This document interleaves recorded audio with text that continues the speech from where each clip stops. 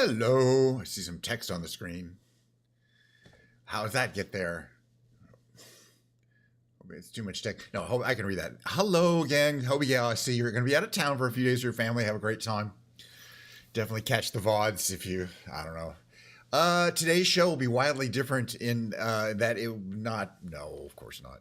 It's going to be just the same as every other show. Let me put my chair in the right position. There we go. Much better. Much better. I got the setup going, got the lights on. You can see my Himalayan salt lamp. You can see my Twitch sign. That's Glitch. I got that at TwitchCon. No, I didn't. I bought it on Amazon. But they sell them at TwitchCon. I might have to buy some stuff at TwitchCon this year. But yeah, welcome to the Kench Niner performance of the day. It's a Saturday. We're going to stretch out. We're going to fly around. We're going to visit some locations. I don't know. In Microsoft Flight Simulator. Then there's going to be a break. Who knows? We might watch some videos. We're going to definitely play the big brain games, which is the Quirtle, the Reveal, the Tightrope Trivia. Second to hardest Tightrope Trivia to us. And they've been getting hard recently, by the way. I mean, they vary a lot.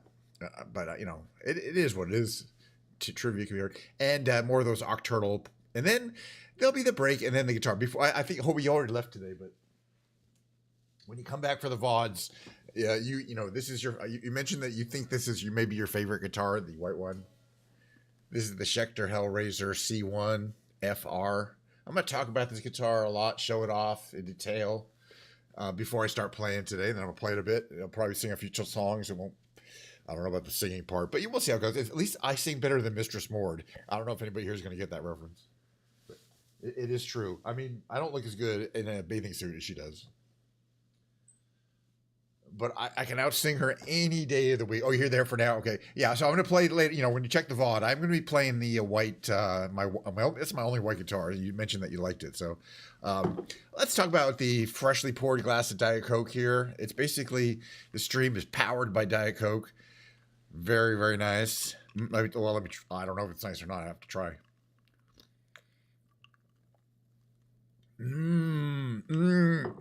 That's good. It really is refreshing, actually. Send me a case of Diet Coke Corporation. The second thing we have today on hand to make our stream properly operative. Don't try to play Microsoft Flight Simulator without an Xbox controller, and preferably a wireless one, although a wired one will work.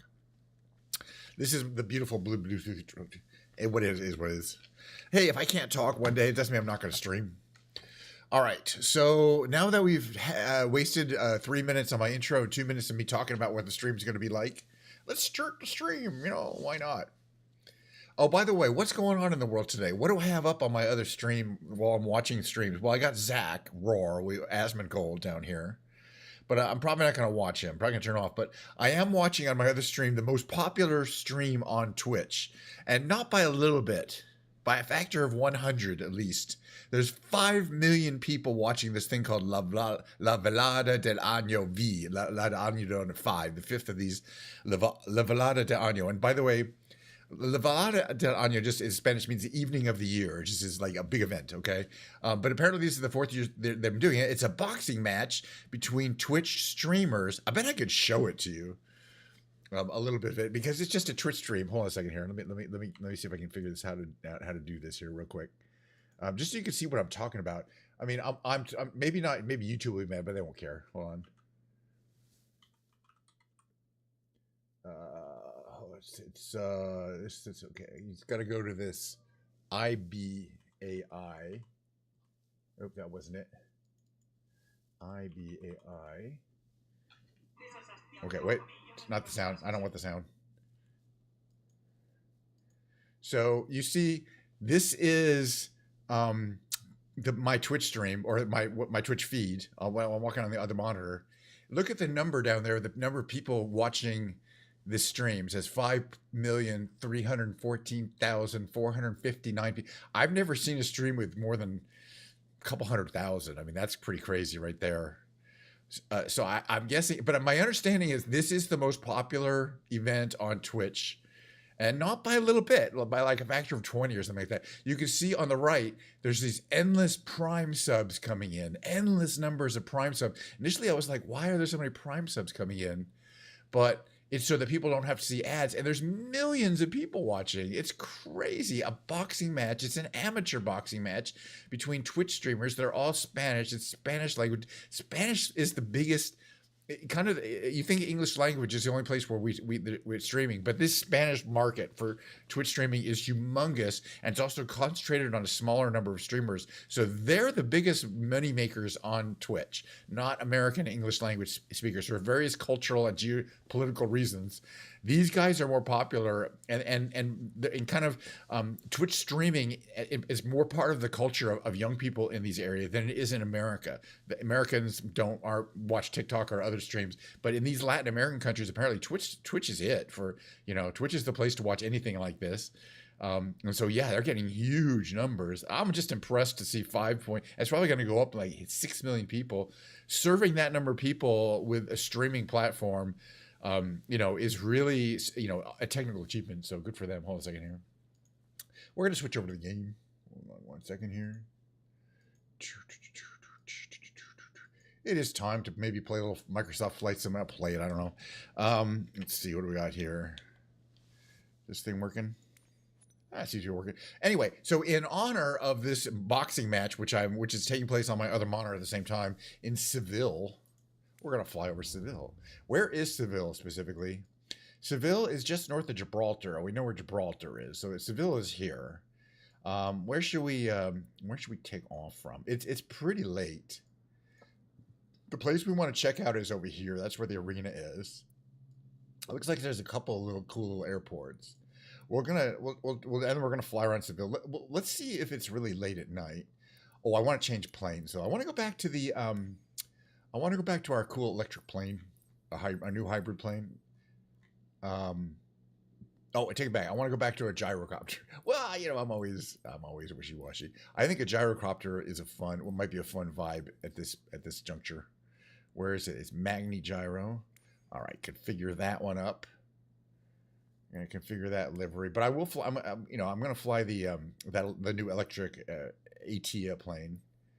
Metallic red, orange. I feel orange. Pearl beige is pretty cool. Let's do orange today. I feel nice and orange. The reason I want to fly this is because I just recently got, because of Hobie's recommendation, I just recently got the this is a tiny airport. I wonder if we can cold start. Let's try it. The pre-rotation system going, which is an actual part of the plane. And so I want to fly this plane a lot more. The other thing is I wanted to do London in the ATEA. I want to see how it performs, how the game is performing under a high stress load, that's London for you. I mean, it had some issue. We were flying around in Paris with ATEA fine, and then something messed up. So this is a really tiny strip, which is fine. We can operate from nearly anywhere in this plane, or this gyrocopter. It's based on an actual plane. It's actual vehicle. It's not phony. Oh, it's perfect. It's a beautiful day. It's just sunset. This is gonna be a pretty flight. Apparently, it's really hot there, which is why they're doing the event. It's 8 p.m. there. All right, let's get inside. Which is why they're doing this event at night. Hold on, it's working. All right, let's get it started up. Let's see, fuel valves on. Main power on. Power to the starter on. We're booting up there. I think we can start it up. It's really easy to start. Really easy to start. Got some smoke flying out the back there. Oh yeah, let's turn that down a little bit. It's a little bit too much gas there. You can see it looks like a little like a helicopter, but it is not. The rotor is unpowered, although it does have a starter system which is a ring gear. That black thing at the top. Well, you can't really see now. There's a ring gear and that kind of thing that looks like a hose. Yeah, no, I saw the IBO video. We're gonna watch the IBO video because anyway, this is based on a real plane, and it really looks exactly like the actual thing, including the water radiator with a fan and an oil radiator. Anyway, let's taxi up to the. Oh yeah, do we have? I think this is an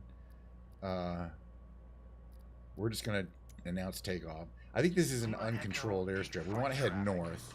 Let's see, which way is that thing going? Basically across the runway. We want to head that way. Okay, let's see if we can get out of this little strip here. Okay. Gonna turn over here. This is a perimeter place. That's fine. We operate from the smallest of airstrips. Yeah, I got the Ibio, the one from a few hours ago. I got queued up. Oh, I hope we can make it over this little discontinuity here. It's like a nasty little, you know, bump, speed bump. Boy, this is a really primitive place. We got a lot of rocks we're trying to get over here. That's fine. Once we get to the smoothing, we'll be sure we can prepare for takeoff. We want to take off this way. We're going to head over Seville, and we're going to fly over the boxing match that's currently going on there. The La Velada Del Ano V, the 5th one. All right, let's prepare for takeoff. So to prepare for takeoff, we're going to release the brake. We got to get the. We want to get some rotation in there. You know, normally I've been doing this just going and letting the letting air. Oh yeah, we can turn off power to the starter, right? I'll leave it on. Oh yeah, we'll check. Everything looks good here. Turn the transponder to ground. Okay, that looks good. A little bit of trim. Don't really need much in the way of trim. All right, so so the rotor brake is off, so I should be able to use my cowl flaps control. There it goes. I basically use, what I'm doing is engaging the engine, get a little more power to the engine too, to directly power, but this is only used during this pre-flight, 176, 182, 195. Then I'm going to disengage it, and we're going to go forward. I'm disengaging it, and we're going to go forward. Now we got it spinning pretty fast, but it's going to spin even faster now because we're getting air through it. And now we can basically take off.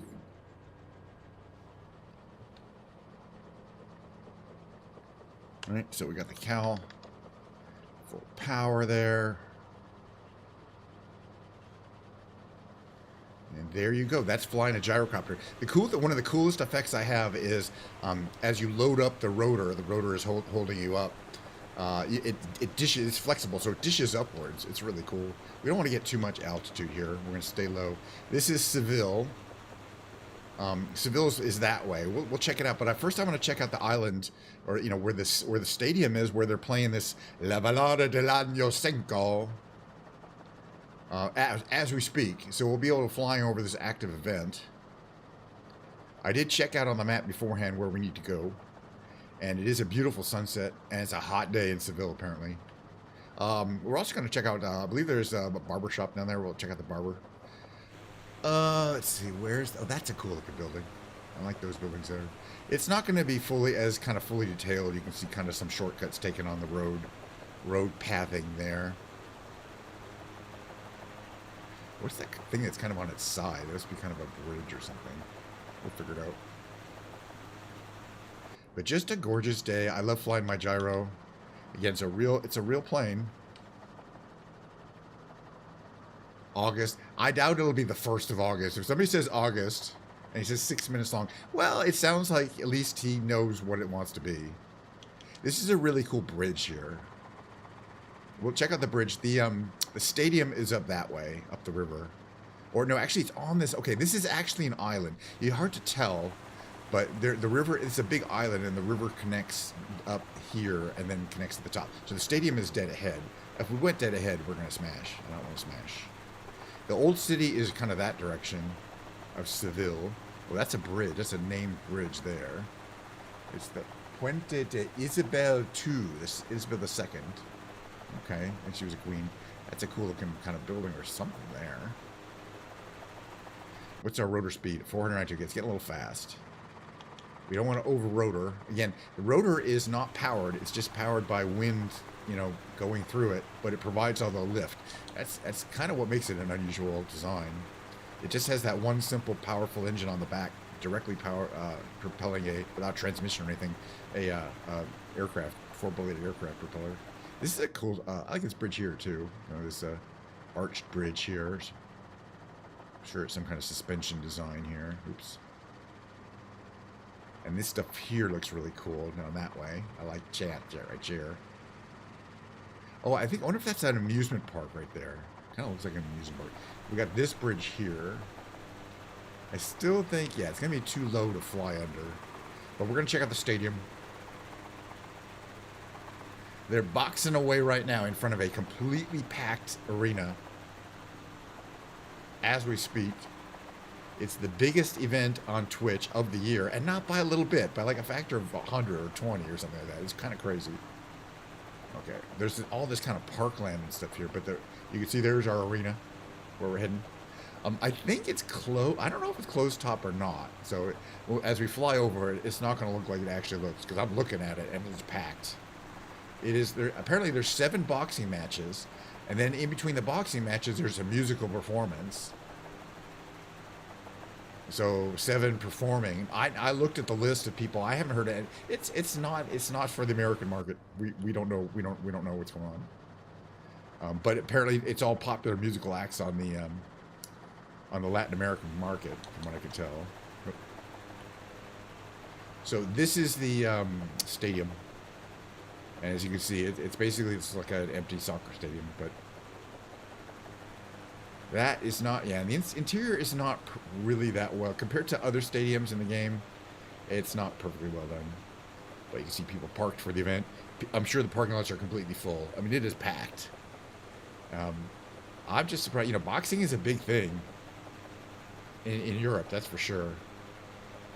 All right, we're going to head out and check out the city of Seville. Maybe we can find a good barber. I gotta find a joke here. So there's a bunch more stuff down that way, but I want to head here. Oh, kind of overspeeding. All right, so that's where La Velada Del Ano V is taking place at this moment. As I keep mentioning, the largest event. How many people? It's down to only 4.8 million viewers on Twitch right now. That's kind of crazy. All right, this is what it looks like from here. It's not really a bumpy ride. It's really pretty smooth.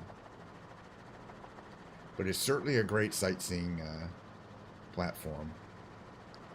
Beautiful, well-detailed bridge there. We're going to head down this avenue here.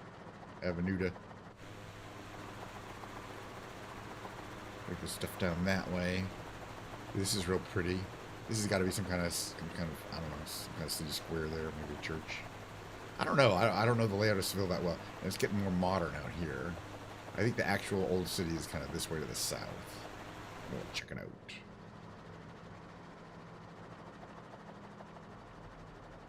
So there's definitely a bunch of little points of interest. At some point, we'll probably pause time, put our magical parachutes on, and check out what's down there. And who knows when we'll come again. I do have live weather and live time turned on. This is what it actually looks like in terms of weather. Perfectly clear day. I did see Dan Clancy. He was streaming from the event. Dan Clancy is the CEO of Twitch. So you can tell how important this event is for Twitch when the CEO goes to it, you know, and it is. This is a really important event for Twitch. Twitch is going to make like hundreds of millions of dollars in advertising revenue. Or something crazy like that for one event. Really, that much. It's got millions. Oh, and that's up to 5.9, almost 6 million people. Oh my Lord. I wonder what the record for most people viewing a Twitch event is. We're getting up too high here. Just fly right. What's over here? What's over here? What say? It says Metropole Parasol. Metropole might be a police statement, right? Maybe not. We'll find out. We're gonna fly over all of them. This actually might, if we spend our time and try to check out all these little buildings, we might actually be able to use up all our hour of flying around. You know, 50 minutes roughly. Oh, this looks like a roller coaster. No, what is it? We'll check it out when we're up close. I don't know what it is. Maybe it's just a really cool building. Yeah, it's just a really cool building. It's like one of those Frank Gehry buildings. Let's check it out. All right, put your magic parachutes on. And let's just see what this is supposed to be about. It looks like, I don't know, like a pavilion. Is that? And I think it's water. It's surrounded by water. Not hard to tell. Well, and you know, there's just all these places you can walk all over the top of it. Okay, all right. I guess I've never seen that before. It's really cool. We checked it out. Let's keep moving on to the next point of destination here. All right, back in the magical device. The next point of destination is going to be... Okay, let's check out this one here. And then we'll make a sharp left. There's some bright-ass sunset. I guess it is still just before sunset. Well, obviously, since you can see the sun on buildings. But it's going to be probably during our flight, the sun will set. It is realistically moving. Oh, yeah, this is that bridge. The Isabella 2, right? Yeah, that's Isabella 2. Okay, fine. So let's go. We've already seen that. Ooh, it's like an old Colosseum kind of dealy here. I think they do have some, like, real ancient Colosseum kind of buildings in Seville. It may not be, like, Roman, but it's probably hundreds of years old. And this building looks real old down here. I like it. Oh, look at that. Okay, that's what we're here came to look at. This little tiny church here. This little tiny insignificant church. Right here, check it out. Where's the front? I think the front's over here. I'm gonna guess. Wow. Look at all those buttresses. I'm 100% sure that's the front. Maybe the front's over here. Oh yeah, the front's over here. That be the front. Wow. Okay. Yeah, you can't beat Europe for these wildly ornate old buildings. We don't have that over here. Okay, we're gonna. It looks like like a government center over there. Beautiful. Wow. All right, this way over here. Yeah, there.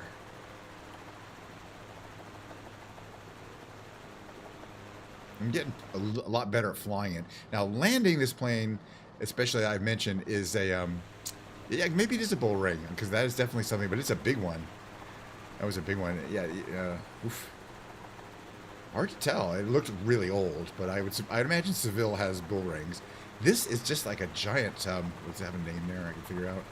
Plaza de España in Seville, the Spanish Plaza of Seville. I think is this where Star Wars is filmed? Do you remember? Episode prequels? I think so. I'm not 100% sure, but I kind of remember, yes. Like those long curved corridor scenes were filmed here, where it goes a long way, and then you look back and you kind of see these really cool looking buildings. If I remember correctly, this is where several important scenes of Star Wars were filmed. This is an incredible building. Oh my lordy lord! I want to go to Seville now. Oh my gosh. Yeah, but this is effectively a government building. You know, government. Wow, that is impressive. Can you imagine? Especially back when it was built, I imagine centuries ago. I don't know when. But you know, I think I would have remembered if we'd seen this place in the game before, if I'd done this little event here. So I'm going to say it's the first time we've checked it out. All right. In a very, very detailed model, too. And the game is not choking, so I'm pretty happy with that. All right, we've seen pretty much, I think there's a couple more things to see over this way, over here. No, these are just helicopter landing pads. But no, that was the best that we had. I'm really glad we saw that. That was the best thing. That's the Plaza of Spain in Seville. But wow, what a building! Whew, crazy.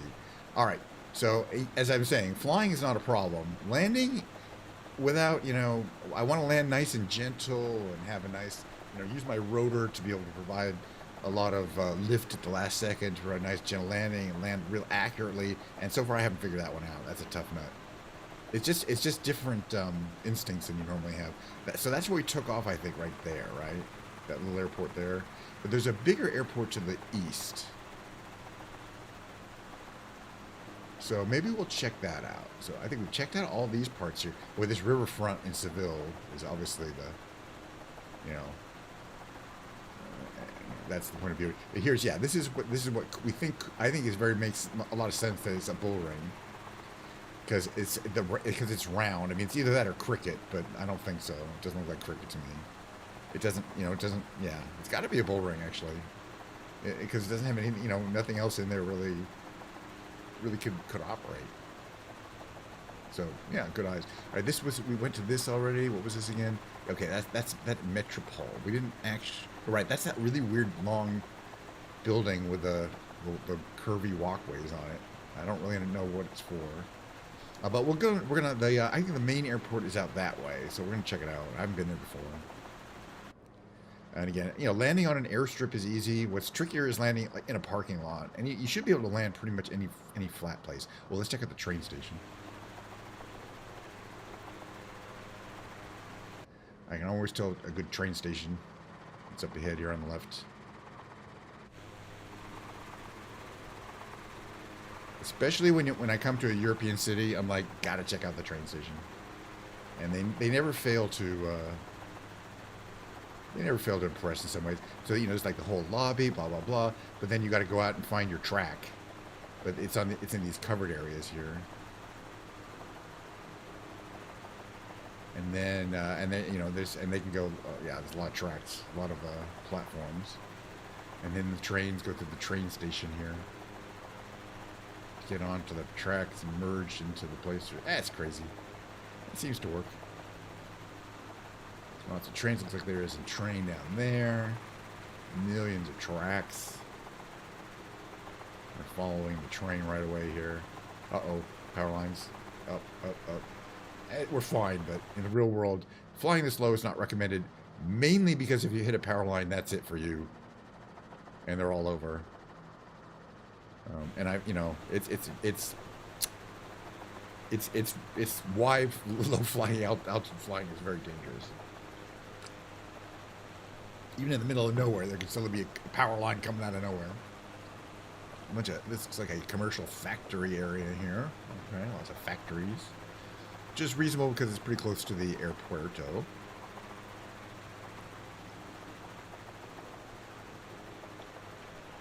The sun is definitely setting. I mean, it's lower and lower. It hasn't quite set yet. I thought it would have by now.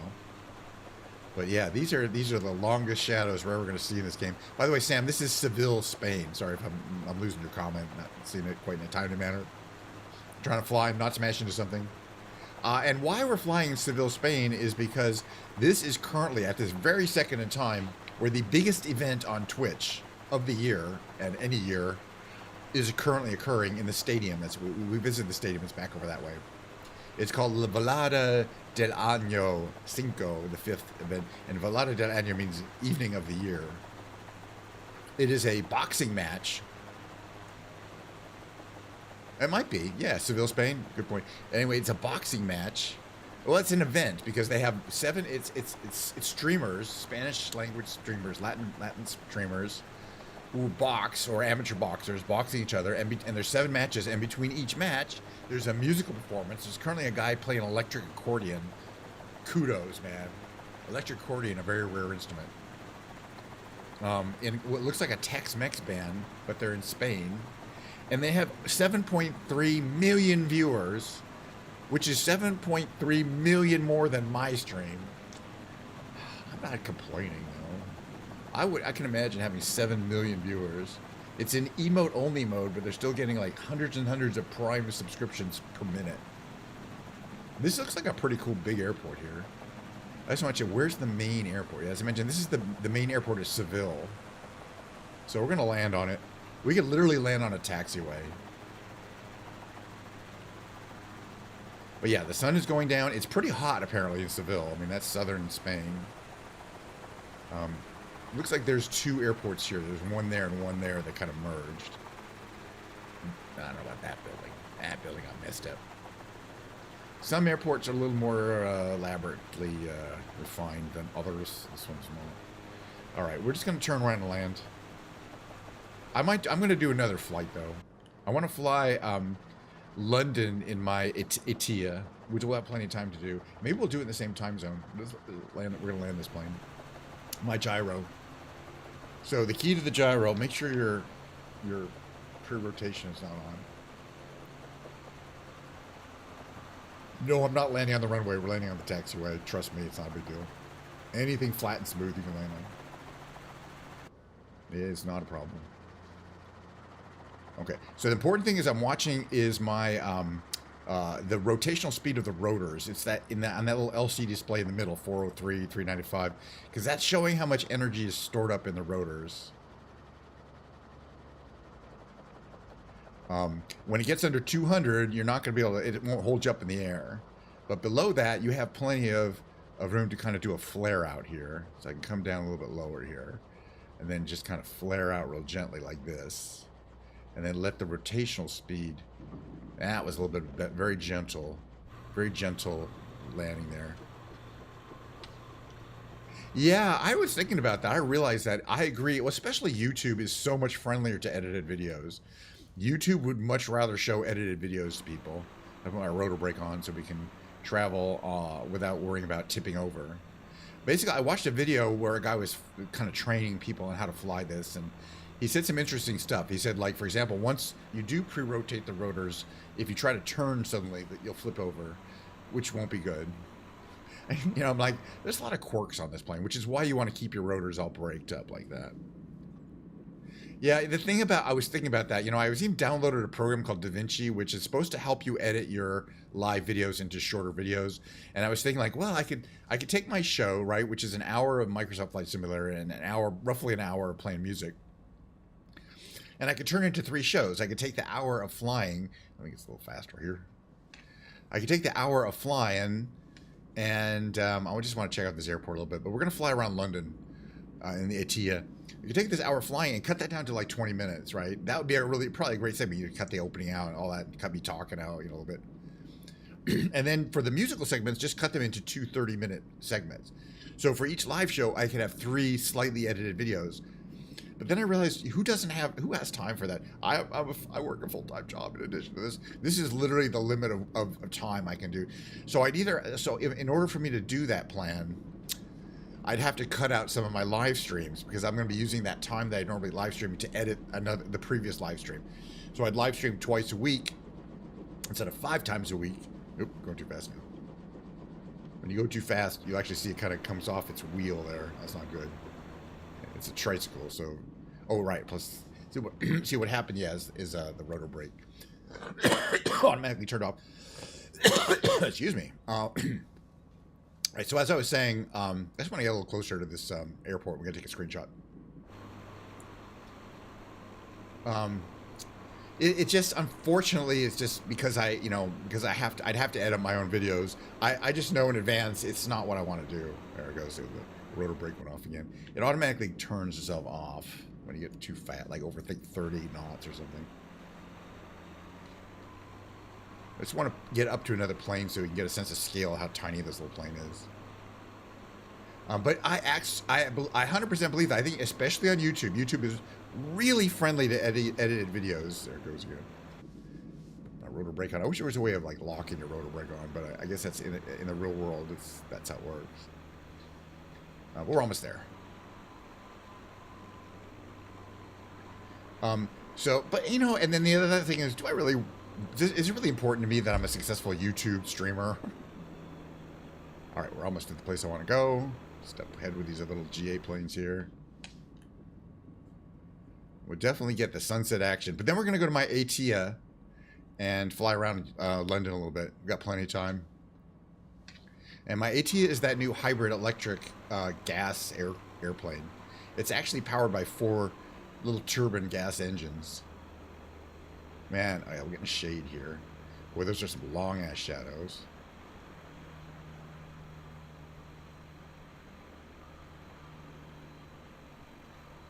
All right, so before I shut off, I'm going to take a little quick screenshot. Let's see, how do we want to do this here? Get out of the plane, walk around a little bit, do a little screenshot. Something dramatic, a little high up maybe. There we go. Get the sun in there for the rays.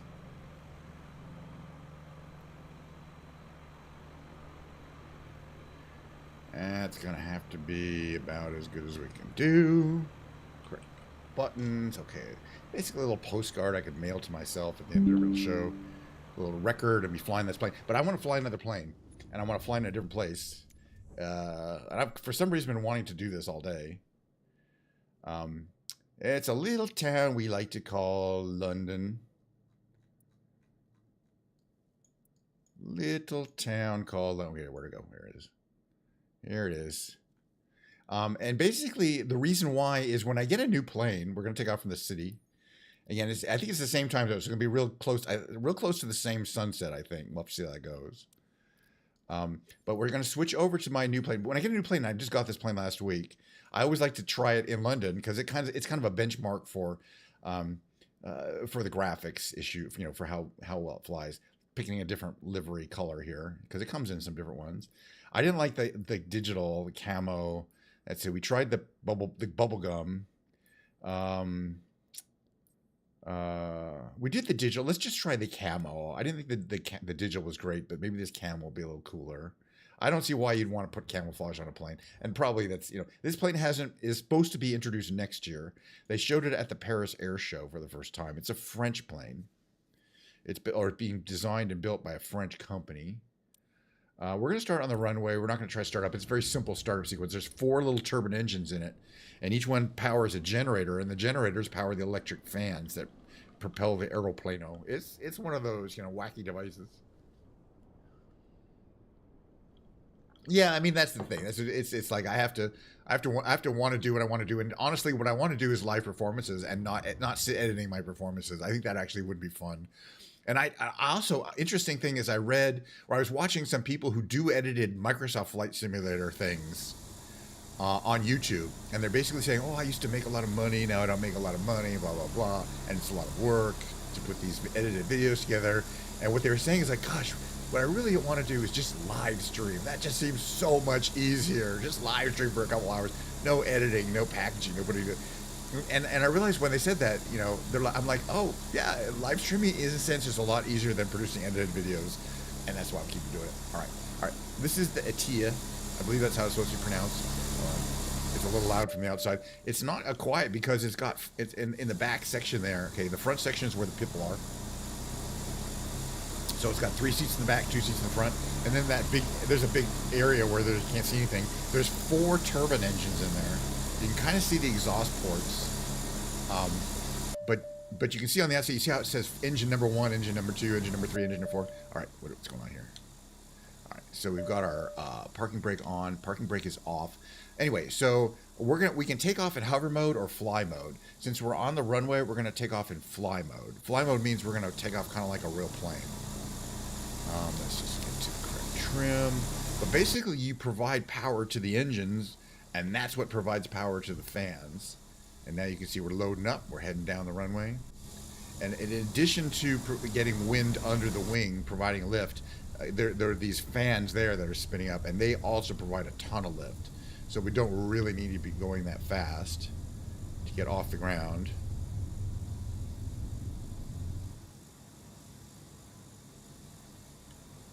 Gets off quite easy, and then it wants to go really fast, so we got to get off the power. Once you're ready, the landing gear doesn't really retract. I thought it does. It goes into safe mode. But the other thing that's really cool is it has all these light up, those LED light up signs on the bottom. Those are all real things. All right, so we want to head west to the other direction to check out the downtown. What's it saying? I think we're good. Oh yeah, the terrain warning. We'll get a lot of terrain warnings because we're going to be flying real low. This is the Thames River. Ever heard of it? But I'm not sure what this plane is doing. Oh, the other thing I don't like about this plane is, right, I mean, if you want to, right. Okay, actually, okay. It's got this view here. All right, that's a good view. So we can look out the side. We're going to fly up the Thames. So this is the London City Airport over here. It's obviously it's much closer than Heathrow or the other airports, but we'll fly over to Heathrow. So the first thing we're going to notice is a little bit of industrial activity, and the famous tide gates on the Thames that are used at certain high tide to prevent flooding, to prevent a reverse flow of the Thames at certain type of tides. Really well shown in the game how these look. And those big things, you can't see them. They're under the water, but there's these things that raise up that are powered by they pump air into them to make them float. It's pretty cool. All right, we'll fly around a little bit more. Watch our speed. This is a great sightseeing plane. You can look at the left. You can look at the right. Wow, got a lot of industrial activity. Okay, why is it here? Okay, that's better. Oh, we're gonna go under the tram. We're going to there's a tramway. We got your Clipper ship here if you want to age a sail. And of course the O2 Arena, or Millennium Dome, whatever you want to call it, I don't care. Alright, so the Thames makes this big bend here, but we're going to go down this little waterway here through the, there's like two downtown parts of London. There's the east part and the west part. This is the east part. So it's got this great thing where you can come down here. It would be much easier if they didn't put that building at the end of this little pathway here, though. We'll come off to the right here.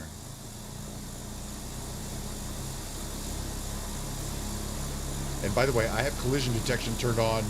That means I can't hit these buildings or it'll it's not a big deal. All right, more Thames action. So there's a lot of famous stuff coming up here.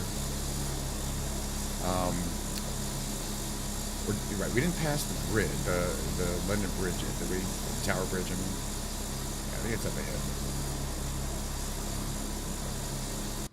And we're just doing crazy stuff over London in this cool electric hybrid plane. I'm not sure why they made this plane, because I don't know if it's necessarily more efficient in some ways. I mean, it's not, it doesn't have batteries on it. You run out of gas and it doesn't go. Yeah, the Tower Bridge is up ahead. Some people call this the London Bridge, but the London Bridge was dismantled and sold to a guy and moved to Arizona decades ago. Cool buildings there. I'd say we're getting really good performance. So far, we have not had a lot of stuttering or freezes. And I'm pretty impressed with that. I think we could go through there, come to think of it. I'm sure it will, but we just don't know when. Lots of fancy yachts down there. That's a train station, by the way. Well, there's the Shard, right? And there's a big train station right next to the Shard. And the Pickle is the Gherkin or whatever. Sorry, not the Gherkin. I always call it the Pickle, but it's the Gherkin, apparently. Let's go check out the other... Is this St. Mark's or something? One of these? Or St. Peter's? That one there. Alright, yeah. Going in here, this is the kind of the Western Financial Center. So it's got a whole nother set of buildings. Okay, it's got a little jerky here, but man, that's still pretty amazing. So we can check out the Shard in detail. Man, London has got so many famous buildings.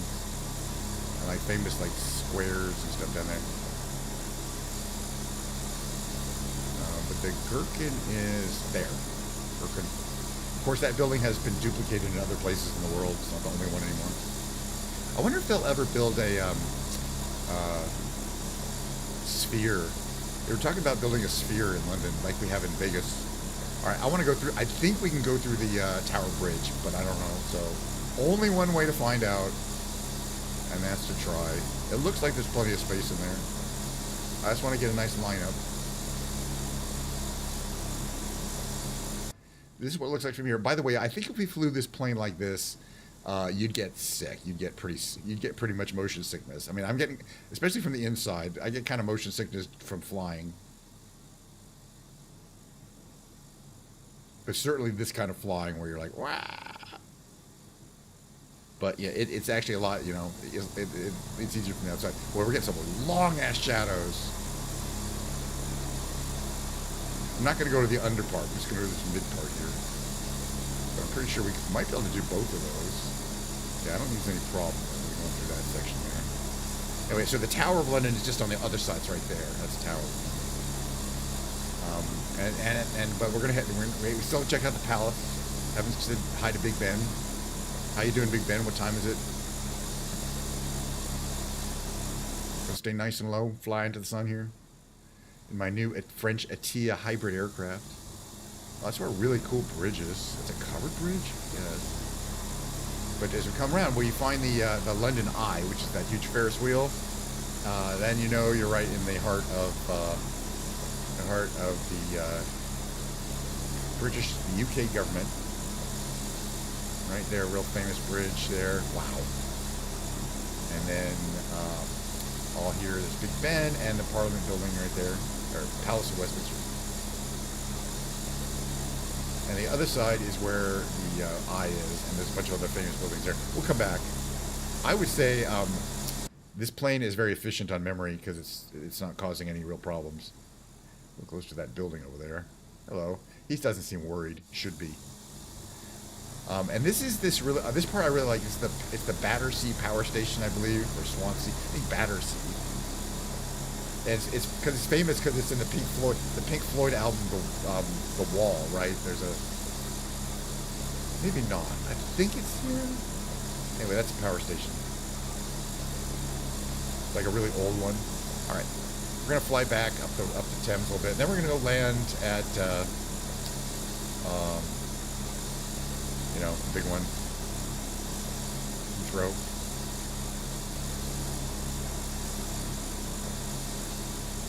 One of these here is like the really famous department store. Yeah, Harrods. This one here, there's actually a helicopter landing pad on Harrods of London, one of the largest stores in the world. The original department store where you could buy anything. And it's the size of a city block. You can see it's kind of the size of this block here, right here. That's Harrods. Big ass store right there. And this says, what does it say here? I believe it just says Green Park. Fun. But we're gonna head right for the eye. So this is Green Park. I'm not sure where Hyde Park is. But it looks like it has a palace on the grounds. It's got like a beautiful, whatever that is. I like it. So the eye is over here. And so we're gonna pass between Big Ben and the London Eye. I don't know if the high roller in Vegas is bigger or smaller than the London Eye, but it's similar. It's got to be similar size. It might even be bigger. The high roller in Vegas is humongous. You can carry about 50 people in each one of those cars. I mean, they're gigantic. Oh yeah, this is the other train station there, or another train station. Really cool. Very, very obvious when it's a train station. All right, we're gonna make a turn around the Shard, and we're gonna land at Heathrow. I guess. Why not? But this is such a fun time to fly around London. Now a little later, we'll get to see. If we were flying around later, we could see the lights come on. Which it's, you know, it's a mixed bag. Sometimes it's realistic, and sometimes it's kind of kooky looking. They need to kind of fix the night lighting. Right. So if we go, I mentioned again the Tower Bridge, but just past it on the other side. That's the famous Tower of London. Wow. Yeah, that's famous. Right there, this whole region here. Lots of famous inmates. Political prisoners, effectively. Lots of buildings. Crazy, man. Alright, well,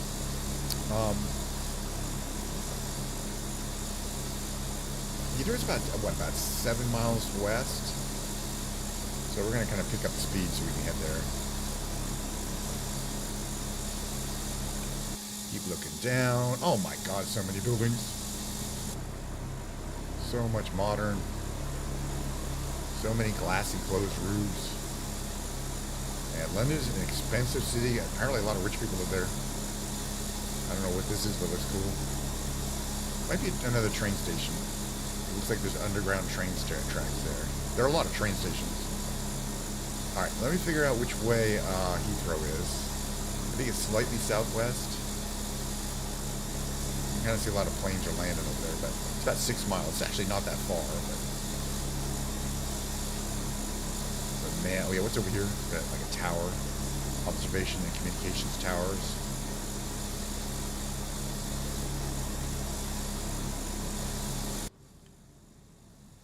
One here. I like it. Very nice looking. Cool looking tower, actually. Another set of kind of buildings with very large architectural ambitions. Alright, yeah, we want to head kind of west. Alright, let me bring it up on the map. Plan our flight. And that'll be it for the flight simulating today, I think. There's plenty more streaming to do, that's for sure. See all these planes are heading in here. We'll land at Heathrow. So we're going to kind of follow them in. We're not going to announce our intentions or anything. We're just following them. Well, we're going to watch a little bit of... The thing I'm interested in that IBO video, because there's not a lot of content to it, is how much engagement they get. Wait, where is this here?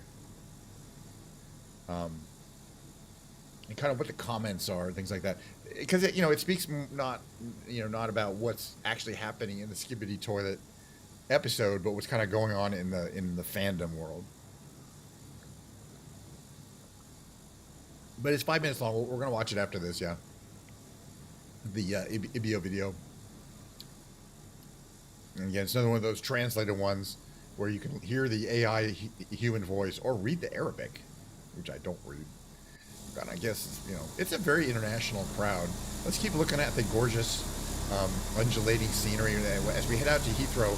We're basically traveling through a bunch of outlying towns that are part of the greater London area, and they go out a long way. Yes, that's me. You tag me. And go out a long way and well past Heathrow, and it's without a doubt, the metropolitan area of London is impressive. But it certainly gets. We obviously have individual houses. We have row houses, and then eventually you have actual estates and actual house people living on the golf course. That up ahead is Heathrow. Oh no, actually, it's that way. Sorry, that's back.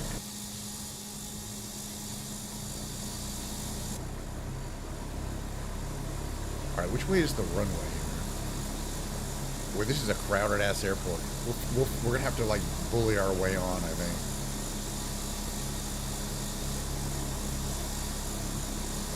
But like many planes like this type, which have those downward-facing fans, very short landing and takeoff. Very short landings. Very short takeoff. Well, takeoffs are a little bit more. Well, we could actually, let me rephrase that. We're going to hover land. So we will be using 0 landings. We're going to hover land over where we want to take, the landing spot. We're not going to use any runways. We're going to pretend we're a plane, but we're not actually going to be a plane. We're going to be a helicopter at that point in time. All we got to do is change from fly to hover mode. That's that little button there. Unfortunately, there doesn't seem to be any way to map a button to that button that I found out, although there might be. I haven't really tried working on it too hard.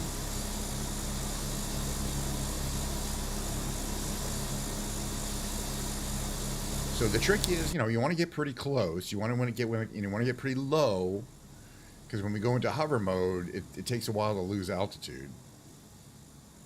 So you want to be pretty much as low as you need to be before you go into hover mode. And then what happens is, when you go into hover mode, it takes a while until you slow down enough so it can fully transition you into hover mode. We're going fast. I'm reducing power, so we can go a little slower. We're not quite at the point where I want to go into hover yet, but we're getting there. This is one of the most busy airports in the world. But we're not going to take up a runway or anything like that.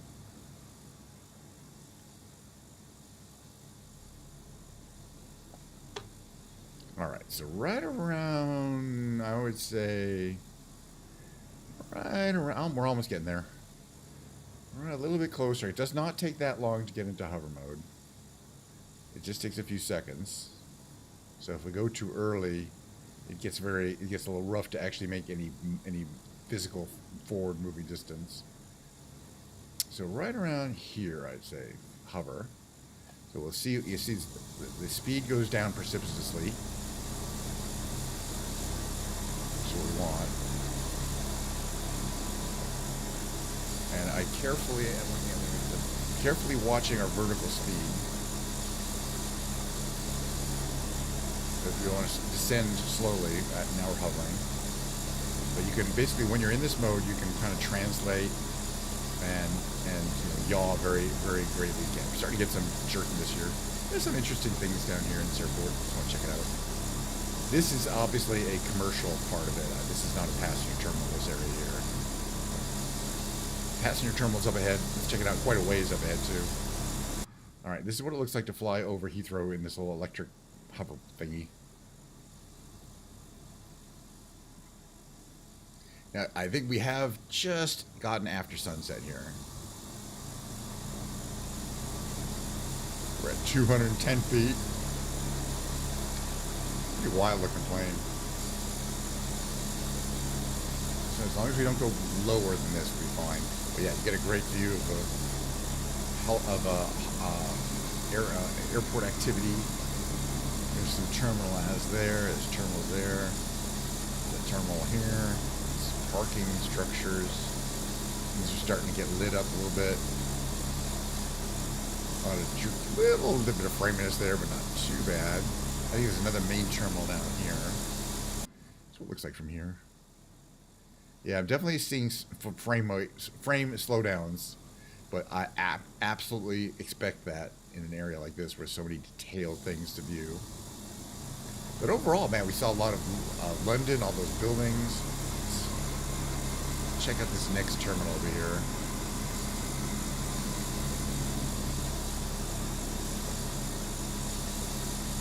This terminal here, and then there's another terminal over there. Wow, that's some of those have really long gangways there. Wow. And this, I think, is the end of the airport. All right, we're going to land around here somewhere. Let's land down here.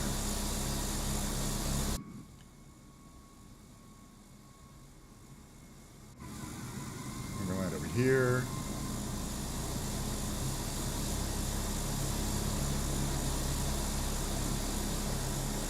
Over here.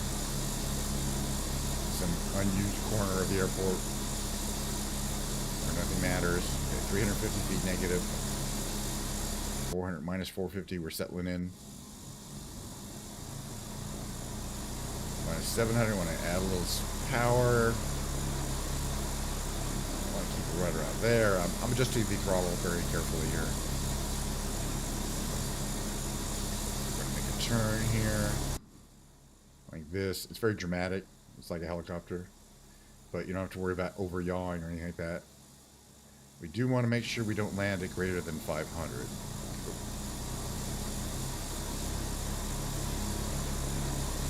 Translate sideways.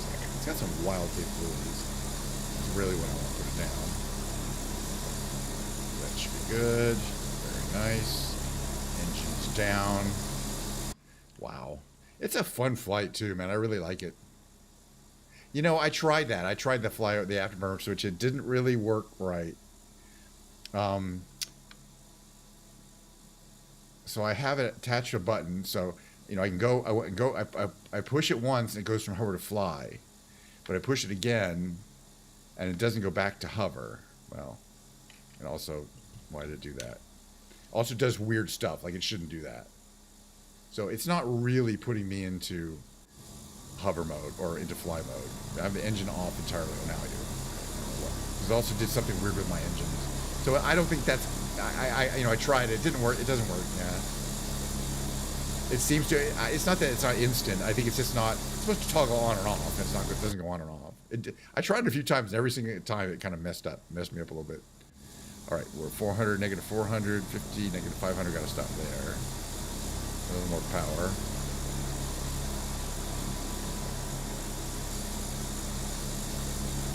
It's fun to fly. Yeah, and the thing is, I don't really need it to be on a switch. I think they should fix it so that you can map a switch to this little button here. But I only go between hover and fly a few times. But you can, you know, you can take off in fly mode, you can land in fly mode, you can take off in hover mode, you can land in hover mode. It's very flexible. I really like it. The only thing I don't like about it is the doors don't open. It always gets points up. There's no door open. Oh, and those logo things are so bright, and it's getting night. It's going to be nighttime. So the logo things, which you can also see, it says Ascendence, which is the company on the bottom. It's a kind of a cool paint job, but you know, why do you need camouflage? And why would camouflage even be a good idea for a paint color? All right, we're going to take a picture here. Getting framey. It's starting to do that framey thing again that it did the other day, where it's affecting my, thing. Yeah, okay, we're gonna get out of here. Yeah, it started to do the same thing again. I think it might be this plane has a bug. It's not even responding. I may have to task manager out. I lost Microsoft Flight Simulator.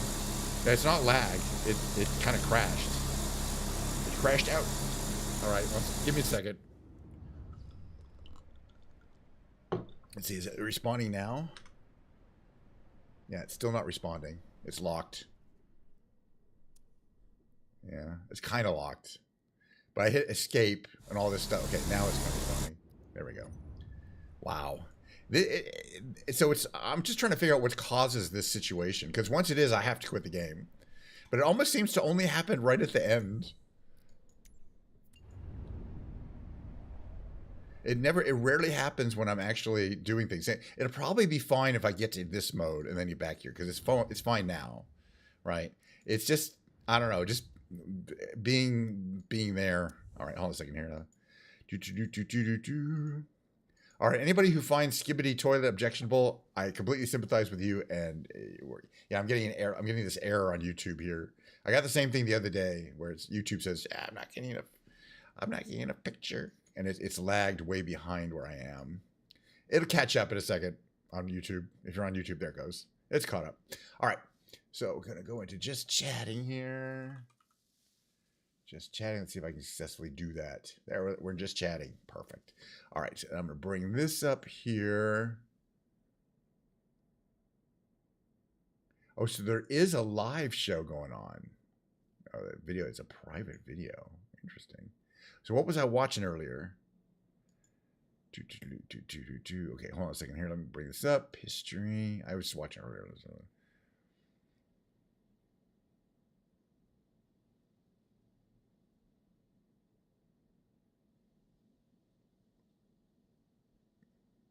Oh, there's the Ibio thing. This is the other thing I wanted to watch. Yeah, I'll be around. Hold on a second here. Yeah, this is what we're gonna watch today. Hold on a second. Let me show you this real quick. This came out 8 hours ago. I just want to point out people who think this content's crazy. Who watches this stuff? Just that old guy who streams on Microsoft and the other guy who keeps bugging about it. Maybe, but look at this. This came out 8 hours ago. 67,387 views in 8 hours. 536 comments. Finally, the new episode is coming out. Blast. Bro, it's crazy. Finally, part 2 is coming out soon. Blah, blah, blah, blah, blah. All these people just so excited about all this information. Okay, let's watch a little bit of this. There's not a lot of new information. And now? Bro, we got it all. Leaks, info, even a rough drop date. And you can tell the Boom just went AI nuclear out of voice. nowhere and dumped all this info like it was hot. And I don't know how, but this man still finds time to answer like a trillion fan emails. Then we got copyright Man's violations. either got clones or just built different.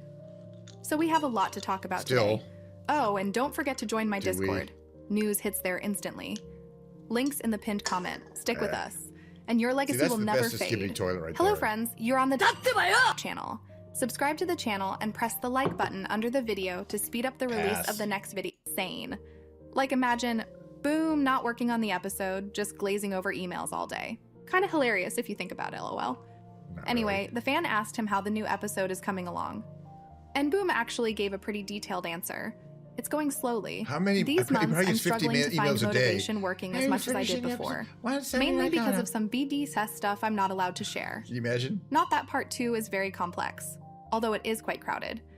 I thought about sharing a leak, but most I can think of spoil on what's going to happen significantly. Most animation is done, a lot of particle work. Someday it'll be better. If it was only for animation, no lights, no particles, episode would be done in a week. But more effects recent take than a 8 huge hours amount ago? of time, much more than animation itself. As you've probably noticed, Boom's no longer that unstoppable beast who used to drop episodes day and night, which honestly isn't surprising. The funniest stuff, bashing people. I mean, bro with could be chilling on some island right now, living his best life, and plunging him. But he's still making episodes. It's like episode like 30. Just takes more time now. And I'm cool with that. Most fans have already accepted that we're getting 1 episode per century. It is what it is. Though yeah, there are still some guys crying that the fandom is dead due to episode delays. But that's on them. Okay. What did crack me up though, was Boom saying he could finish an episode in a week, if it weren't for the effects. Like bro casually dropped that line as if the next episode's just gonna be a PowerPoint presentation with no effects and ready in 2 weeks. Yeah, it's all effects. But here's what y'all need to understand. The quality is never going backwards. Boom's always gonna add those wild effects. In fact, they're only gonna get crazier. The scenes will be even more insane, but yeah, that also means the episodes will come out even less often. Once Boom raises the bar, there's no going back. If he hit Hollywood level visuals once, he has to keep delivering at that level. And knowing Boom, if there's even a tiny chance to push things further, he's taking it. Though honestly, at this point, I don't even know if SFM has anything more to give. That engine's running on fumes. Imagine if Boom actually did make an episode without any effects. like in the early days. Bro could legit be dropping episodes every 5-10 days. Just not particle At that effects. pace, the There's whole screen series effects. would have been wrapped up in like a year. There's But a let's million be effects. real. There's light, The way there's things are light going, this show's dispersion, probably going to end when you've already got flames and kids running effects, around LOL. Fires and effects. But I think at this point, it's all about legacy. I see some particling. Boom's already made his money. There's a lot of particles. He's probably there. doing this now for the long game. For what comes next. Like, imagine the Skibidi toilet movie drops and blows up the internet. The hype would skyrocket. The series would hit a second wave. Maybe even bigger than the first.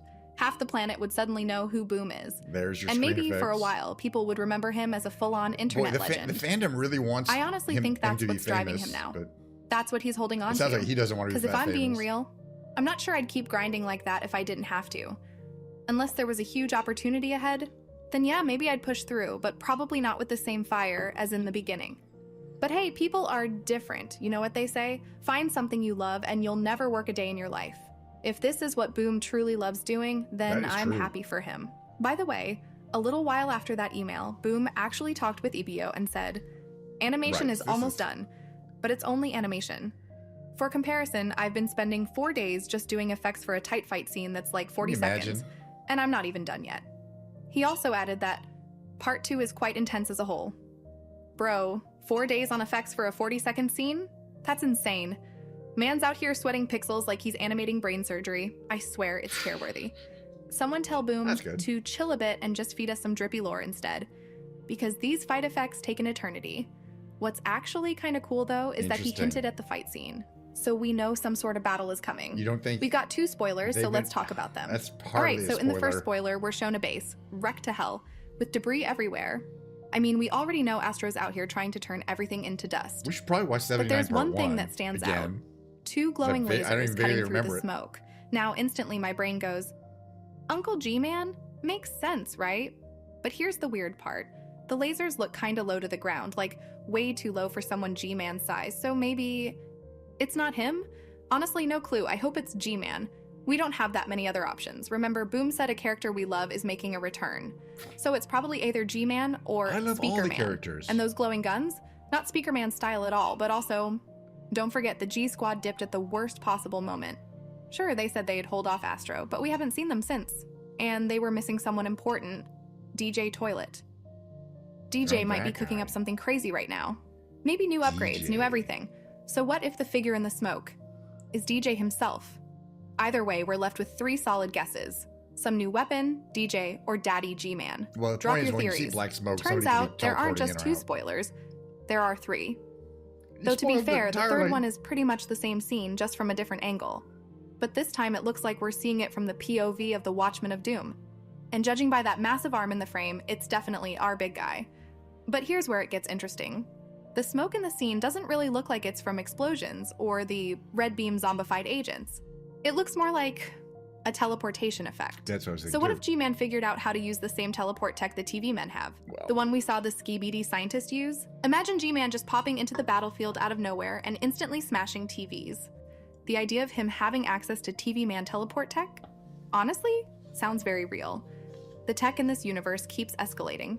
Invisibility, alternate dimensions, portals. And shit Who even keeps knows burning. where it all comes from anymore? Also think about it. Whatever that huge thing is in the smoke, there's no way it just walked out of the base. It's the same size as the base itself. So either it flew in, teleported, or literally spawned out of thin air. If it's G-Man, the most logical way he showed up is invisibility cloak mode or a TV men style teleport. But who knows, right? Anyway, let's move on to the final leak where I'll break down the full picture.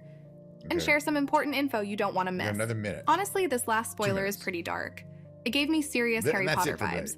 Like that scene with the stone statues right before all hell breaks loose. It's subtle, it's cinematic, it's dripping with tension, and man, I loved that shot. That said, there's not much to analyze here. I'm not even sure it means anything specific. I know a lot of people are hoping this is teasing the return of Plunger Man, especially since Boom's hinted at his comeback before.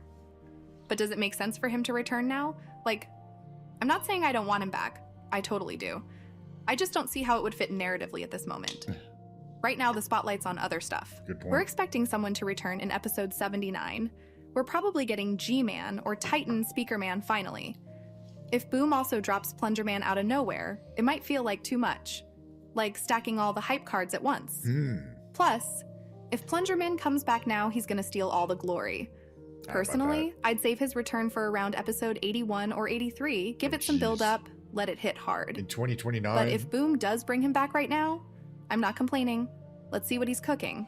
All right, looking at the big picture, it's clear we're about to witness an absolutely brutal 40-second clash. And a few minutes of something random. Watchmen of Doom versus some other Giga Chad unit. Could be G-Man, a buffed up DJ, or maybe someone totally unexpected. Either way, I really hope Watchmen of Doom goes all out and shows us what he's truly capable of. But I believe there's a good chance he's going to get his ass handed to him. So there is a way of changing that said, it. I'm not going to go too deep into theories just yet, because tomorrow we're supposed to get new info. Ibio's doing a stream, and there's a high chance we might get something good. Just a quick reminder, though. A stream from Ibio or Steak doesn't guarantee the episode drops right after. But Ibio did say he's going to share something with us, so tomorrow might actually be a big day. Personally, I'm betting the episode drops sometime early August. But we'll see what tomorrow brings. Mid-August. And as soon as we get anything, I'll drop a video, so stay tuned. We're getting close. Alrighty. Now that's the Skibidi toilet content for the day. We're still kind of in a holding pattern, which is fine. All right. You guys know what's coming up? Probably. All right, maybe.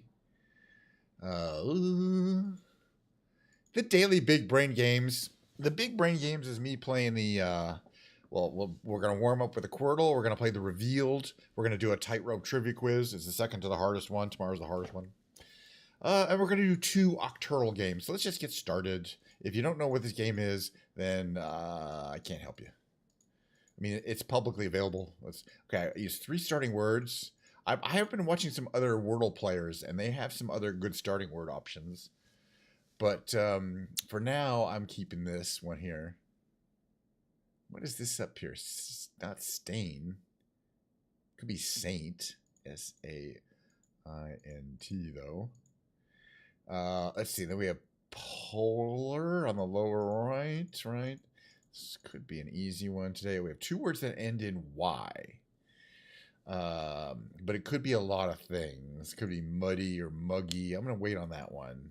It could be muggy or muddy.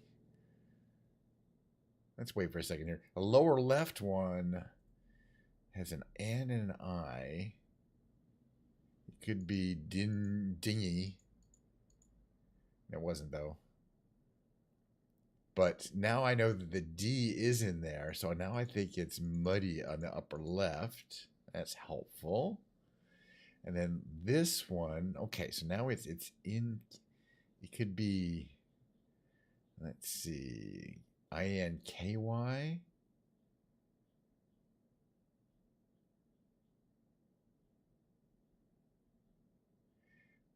Not too many of the consonants will fit in there.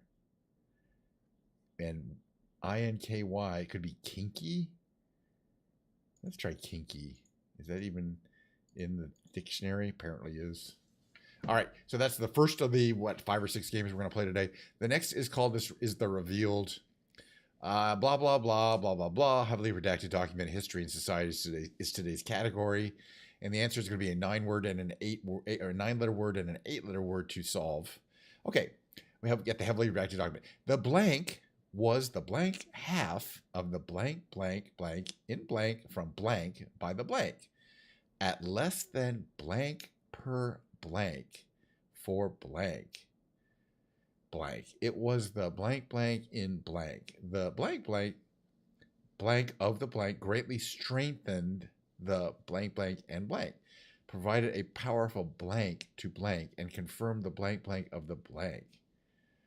Oof, history and society. I want to see what's in here. 2.144 million square kilometers.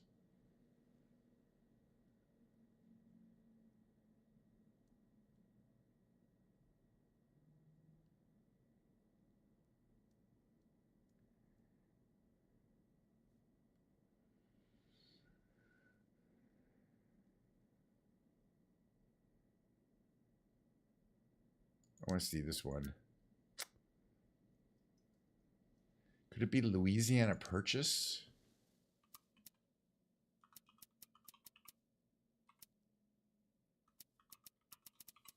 Could be. The key information there was it's a very large piece of land, and it was purchased. So that's all we needed to get the results. We had 2 hints. Did pretty well. Didn't cheat. I never cheat. Sometimes I cheat. Solved. I needed 2 reveals and 0 letter hints. Other players needed 5.9 and 1.9. Only 67%. That's relatively low. This indicates a fairly hard revealed today, but we made it through it. All right, next puzzle is the tightrope trivia. This is a timed 9-question multiple choice trivia quiz. We got to tread carefully here. Original in Newfoundland. Labrador Retriever? Labrador is next to Newfoundland. You got to make some assumptions here.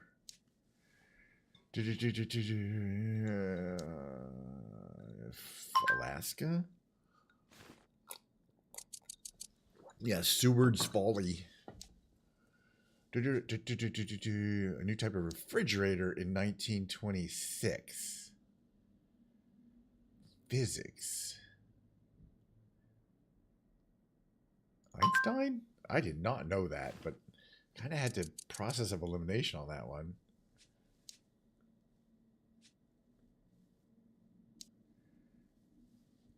The Battle of Thermopylae. What? No, marathon. Oof.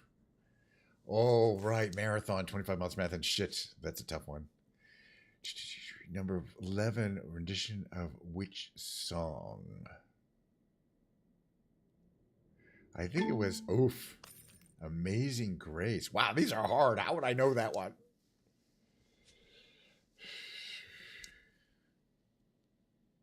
Reciprocate. Okay, the vocabularies are going to be easy. This is a hard one. But this is the second hardest of the week. So, I mean, you try these. These are hard. Like Victoria to the Mediterranean. South to north. That's the Nile.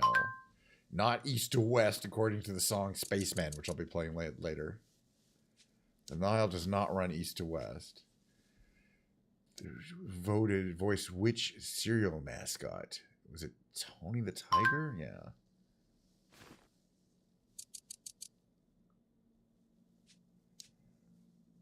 Each of these almost discovers is named for her homeland. It was polonium because it was Poland. Oof. Man, that was a tough one today, but I should have done better. Few points. Sometimes I get points. Better luck next time. Yeah. Yeah, next time is tomorrow's quiz. That's the really hard one. All right, moving along though. What can you do? You know, it's not like you're gonna win money. All right, we're gonna do 2 octurals, including this warm-up octural and then the rescue octural, which is the hard one. And then we're gonna go into the musical segment of the day, which is me playing my beautiful Schecter guitar. We've got a bunch of words here, which are basically spelled out for us. So we're just gonna grab them. I'll be talking about the guitar too, why I got it, what was great about it. I'm gonna guess lower right just to use some letters. Oh, it wasn't frown, but it could be wrong, so that was helpful. All right, let's see. Oh, we got another one here spelled out, slang.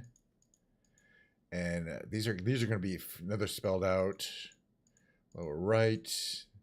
This one's going to be a particularly quick and easy game today.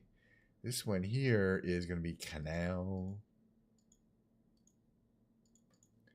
And then we're down to 2, which is that one, which ends in a Y, it has R in it. It could be like Harry, H-A-R-Y. Be Hardy, H-A-R-D-Y. Let's try Hardy. Okay, and let's go. What's the last one here?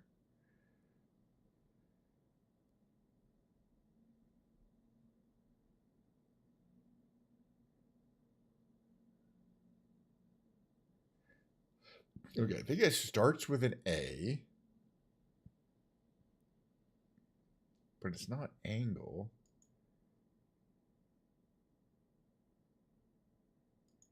It could be ankle. Could be ankle. All right, let's do the hard one. The hard one is the rescue. That's the final big brain game of the day. I don't get to use my powerful 3 starting words that I worked really hard on. It picks 4 terrible random words for you. Let's see. What could this be? V something I. It could be vying. And sometimes words, there's unusual combinations which kind of lead to a reasonable guess there. This one is probably something like, let's see, EED, REED, right? Which would make it possibly breed. Let's try it. Okay, the B was helpful. Oh, we got some tough ones here.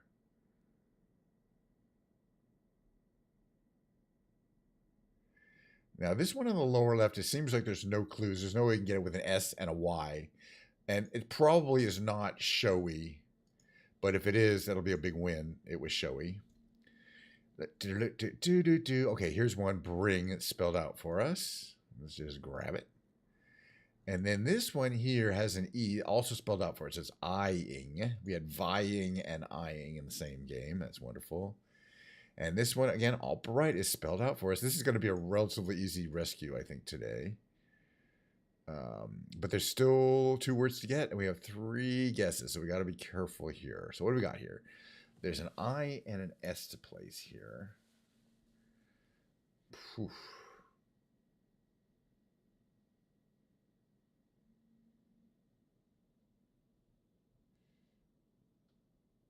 That's could be tricky. That's going to be tricky. This one, I guarantee you, going to be easier. There's an H, Y. There's an H, L, and P to place. Could it be lymph? L-Y-M-P-H? I think it can be. Okay, and that was helpful because we had not used the L. No, we had not used the M before, but the M is not appearing anywhere. All right, we're down to the last one. We do have 2 guesses, but this is going to be hard to even think of a word, I think, that fits in here. Let's see. Oh, could it be kiosk? Actually, that's a very easy guess. Easy word to guess. It was kiosk. I play these games all the time, so like these 5-letter words are always right at the top of my my thinking. We are moving through the Diet Coke today. It's pretty much the only can. All right, guys, let me change over to the musical category. Take a short break. I'm gonna take my coat off. It's getting kind of hot here. When I get back, we're gonna show off my guitar, talk about guitars, give some technical details on this particular guitar, and then play the guitar a little bit. Maybe even sing some songs. I don't know. Spend an hour together. Come by, or if you have any kind of musical taste at all, absolutely get ready to hit that mute button as hard as you possibly can.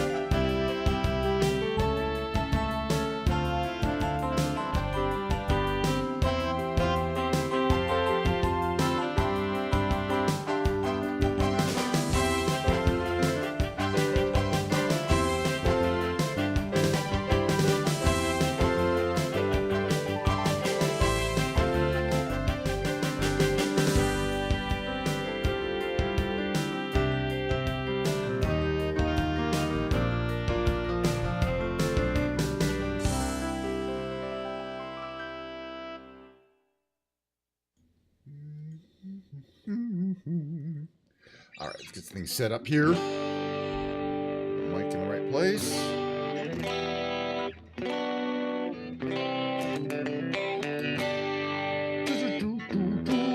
always like to do the opening chorus of Shiny Happy People.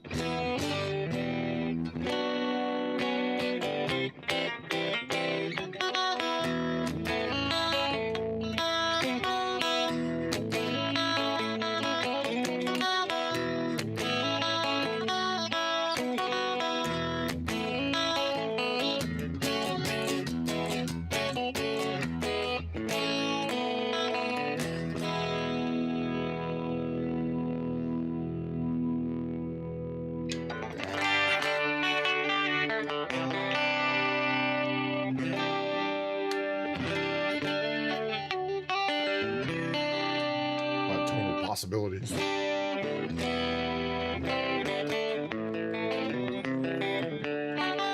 right, checking the tune a little bit here.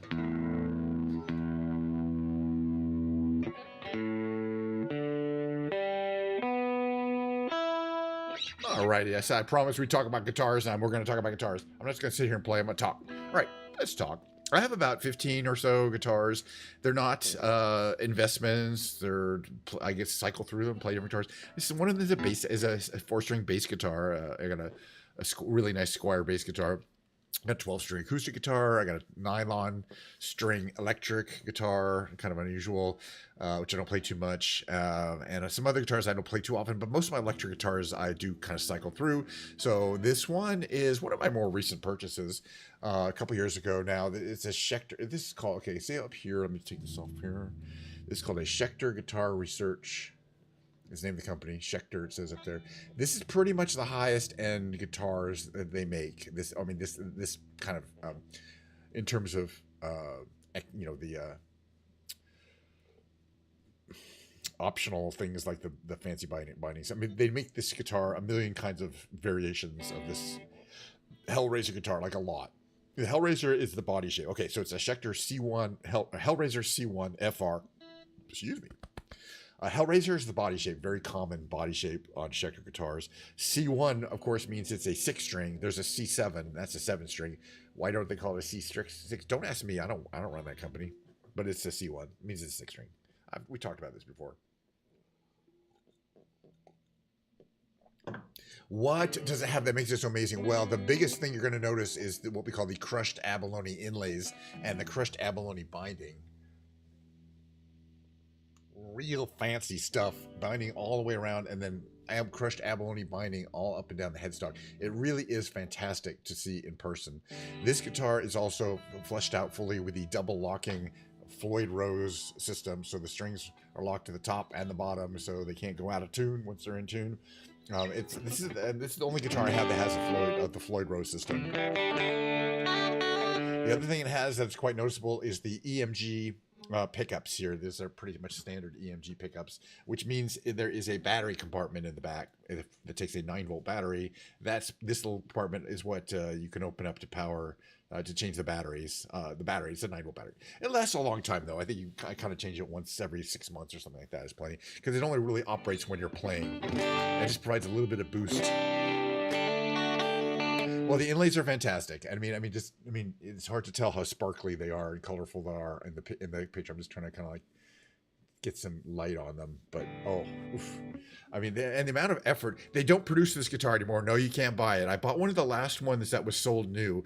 What happened was how I came into this guitar was first. I mean, there's a lot of guitars out there, but first I saw one of my main musical heroes, Todd Rundgren. Todd Rundgren, if you notice, I talked about this before. I play a lot of his songs on the piano lounge version. He's a big influence to me. I started listening to him when I was in high school. He also was a guy who plays all his instruments himself. He plays all the instruments. Yeah, I got the Pink Floyd shirt on, so you know we'll be doing some of that a little later.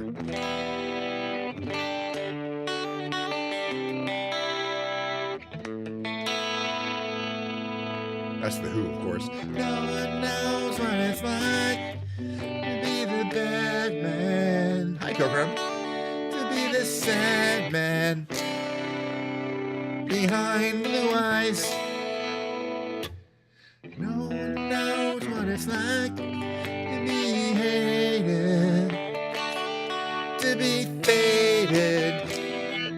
telling only lies.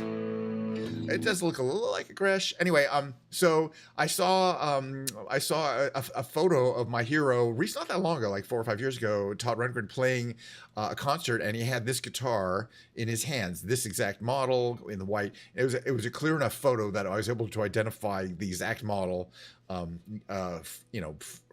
the photograph. And there's somebody had posted it on Todd Rundgren's Facebook page. Basically, it said, "Well, I haven't seen." He normally plays a guitar called Foamy, which is a greenish Stratocaster copy. It's not even a real Stratocaster, but the point is, it's great. The point is, he's associated with a particular guitar. He bought this and it's kind of a backup guitar. He bought one like this, and I saw it, and I said, "Well, can I buy a guitar that looks like that? Is it wildly expensive?" So I looked it up on the Sweetwater site. Went to the Sweetwater site, and in fact, it was available for sale. Although they said not available, but you could buy one, but it was going to be like 6 months or November. So I called my guy at Sweetwater. I called him my sales engineer. Well, I talked to him about another guitar, and then I was talking to him about. He said, "Well, are you interested in buying any other guitars?" I said, "Well, there's this white. There's the Schecter Hellraiser C-1 FR in white, and I really want one. And they're $1,250 brand new." And he's like, "Yeah, we have a couple more coming in November. You want to grab one?" I was like, "Yeah, why not?" So I did. Apparently they only got one or two, and I got one. I got one of them, and the other one was also sold. So you can't even order these anymore. They are available in another color. Just today or yesterday, I was watching a YouTube video from a guy. In fact, I'm going to show this to you really quick because it's kind of funny. And he was saying that he was talking about PRS guitars. Hold on a second here. Let me show you this little video here. Hold on a second. The perfect vintage guitar. This guy's talking about guitars. Idea of modding. So he's talking about PRS guitars. He said, "Oh, PRS guitars have this problem," but of course that's a clickbaity title. What he's basically saying is that PRS guitars. I don't know why my camera changed. Why I do know why. I can fix it. PRS guitars have the problem in which they're just too perfect. But he's making this comment earlier. Hold on a second here. About guitars that were popular. I think I can find it for various reasons. And he shows some random pictures of some random guitars. Hold on, I can find it. I think. Oh, maybe not. Anyway, he showed a picture of my guitar, the guitar I'm holding in my hands, except not in white, in the other color, black cherry, that it's available in. I don't remember exactly where he was doing it. He's just talking about different styles. These are all PRS guitars. Just around here. And I can't find it now. But he was saying it's an example of how popular abalone inlays were at one point in time. All right, let me get out of here. Hold on a second here. Let me get back to my. There we go. Much better. I get this off here. Turn that off. So in the process of talking about PRS guitars and things like that, he ended up showing effectively a green screen photo, a matted out photo of this guitar, and saying, "Oh yeah, back there, there was a time in the '80s or '90s, or maybe the 2000s. Everybody had a vibe. They wanted those abalone guitars. What are these?" So I probably got one of the last ones. I don't think they're going to make these at least not in white anymore. I have a feeling they're just too expensive to make because this crushed abalone inlaid is just crazy, and the binding, the abalone binding is extremely time consuming, and just the quality of the finish and everything. You can really tell they put a lot of effort into it. It's got this kind of contouring here. It's really cool. It's got a belly cut. It's got everything you want in a guitar. I've been adjusting it, just changing the action a little bit. All right. Well, the one you saw yesterday is a cheap fancy guitar. That one is very cheap. That's an actual $250 guitar. This is a $1,250 guitar. The most expensive guitar I have is the PRS on the wall behind me, and that's they go for $2,000, but I purchased that one brand new for $1,800, which is a good deal. They're not normally on sale. That's about the limit of how much I can spend for guitar, $1,800. But I'm not gonna. In general, hopefully, I don't see buying too many more guitars. I mean, I did go through a phase where I was buying one like every year, or every other year for quite a while. It's like 2010.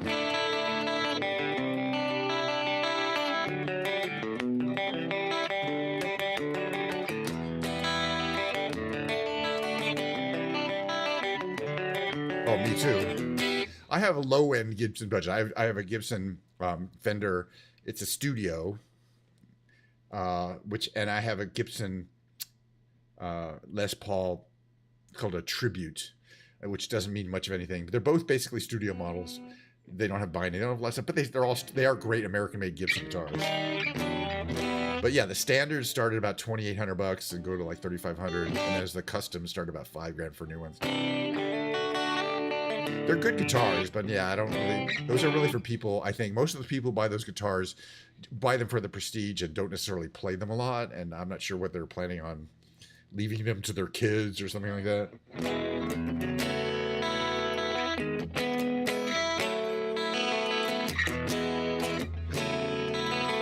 I don't know about. I haven't really thought about it. It's a good question.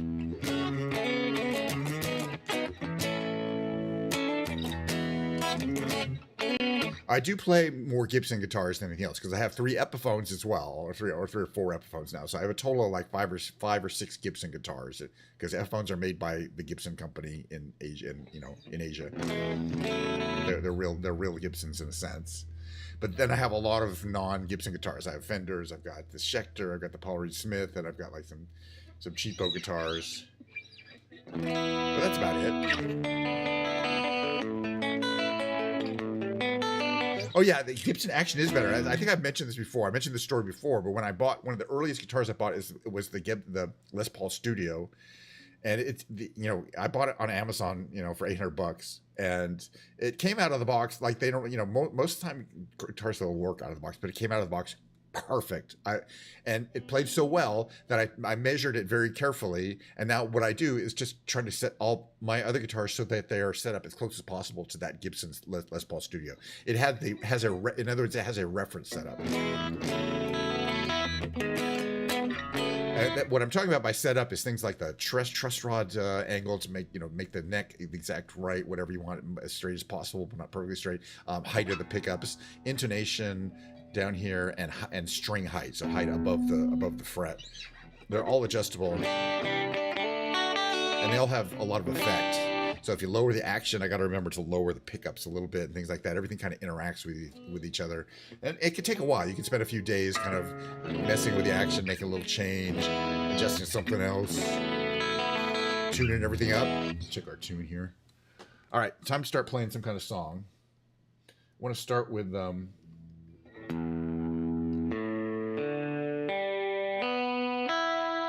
stays in tune really well. And the other thing to remember, the Floyd Rose, is that you're locked up here. You don't use the tuners. You use these little adjustment knobs down here to tune. That's pretty cool. And since I've never had a Floyd Rose before, it definitely took some learning. And also changing the strings on a Floyd Rose, I had to watch a YouTube video. Had no idea how to do it, and I wasn't going to figure out on my own. I definitely would have broken the thing.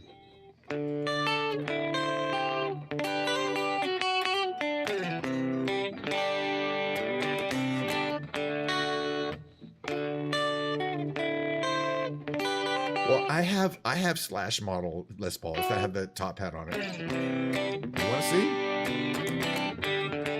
Hold on a second. Hold on one second. Did you seem to...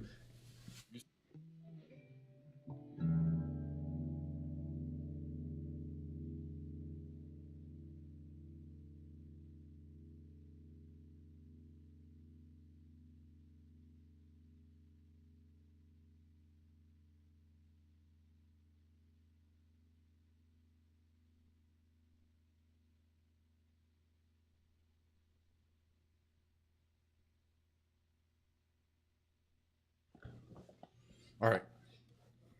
This is a Slash model, but not the cheapo Appetite for Destruction. So that is the Slash. It's under the finish. That is the top hat. It says Slash down there. You can kind of see at the bottom, but it also says GNR, Guns N' Roses, and a bunch of other stuff in there.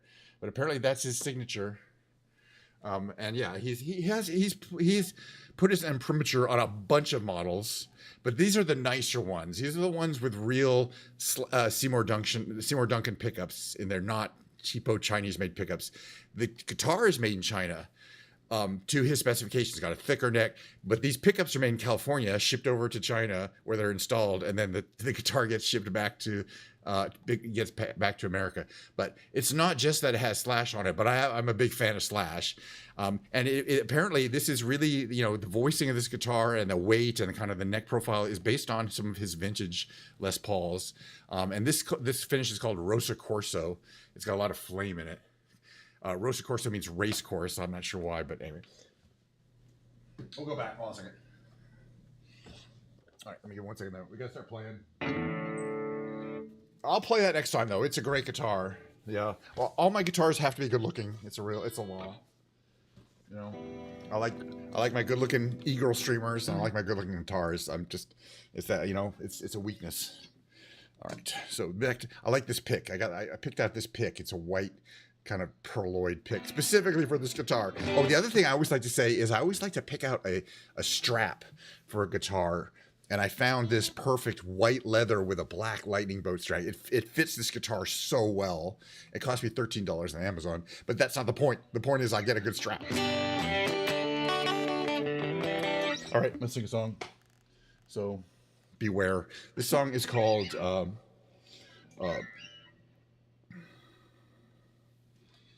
it's called Modern Jesus by Portugal the Band. I think it's on Capo 1, right? Like this. Yeah.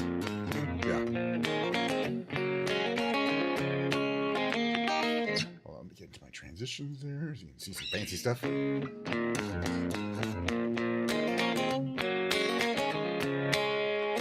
I used to have a sunburst. They are good looking.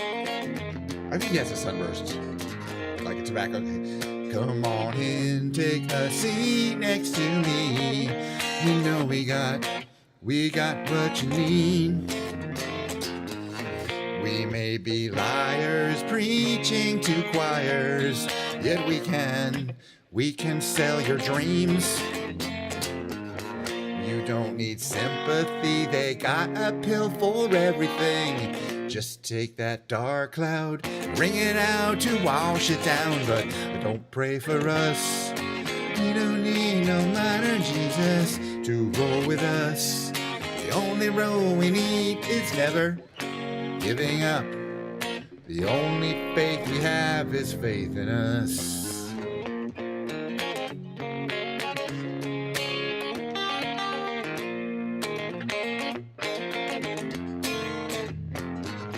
We are the ones who start little fires, yet they burn out. But when they're on the rise, they can't help but shine. And when the wave approaches, take our ashes to the ocean.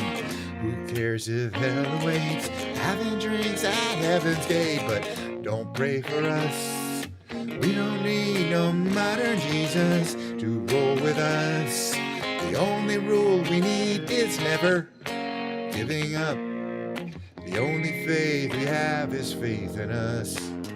We know that we're helpless, at least that's what we assume, but we don't need to prove nothing to you. Let's all stay cool. You don't want to feel blue, but we won't sell you nothing you can't use. Don't pray for us. We don't need no modern Jesus to roll with us. The only rule we need is never giving up. The only faith we have is faith in us.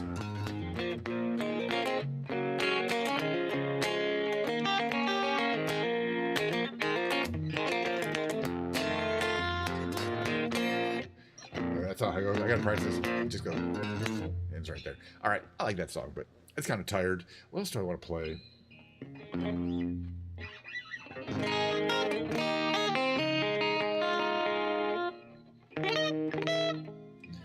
Play a little song. Something goes like this.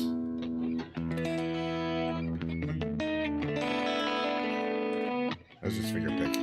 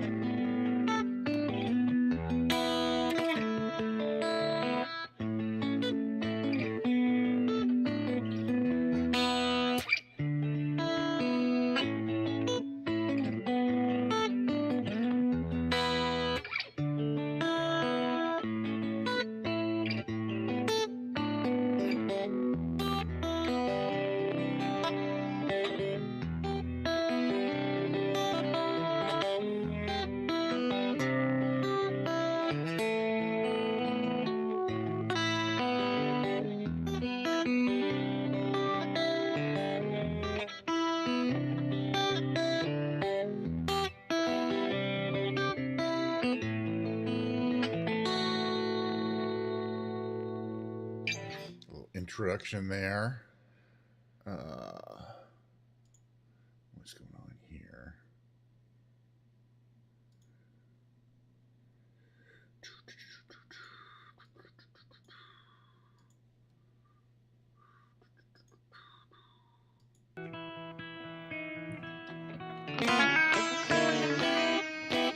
Make it turn low.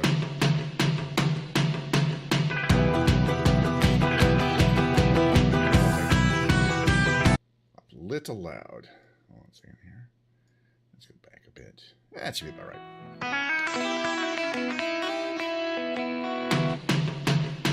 Ah, there it goes.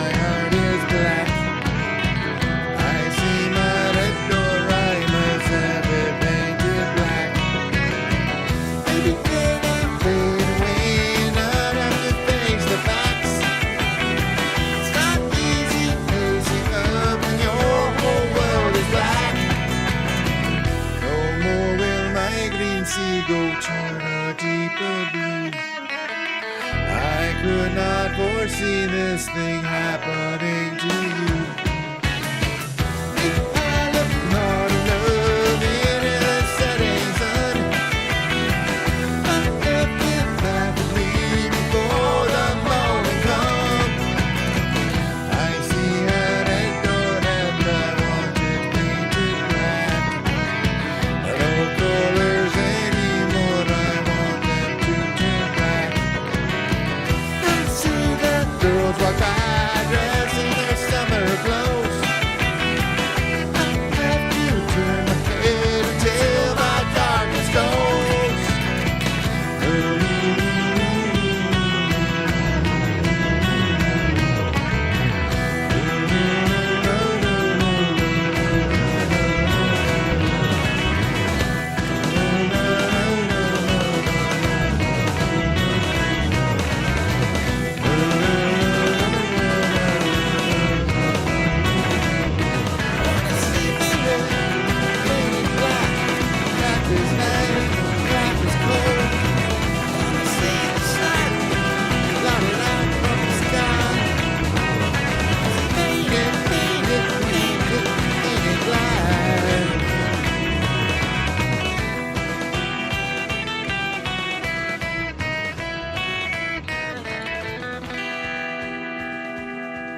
What else do I know with this particular key? I don't know about that placement.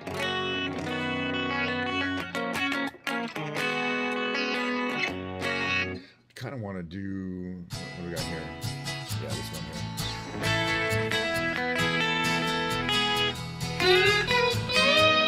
Close.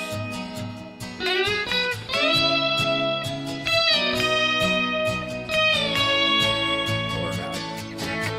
Well, I had to make it Sunday, but I got so damn depressed that I set my sights on Monday, and I got myself undressed.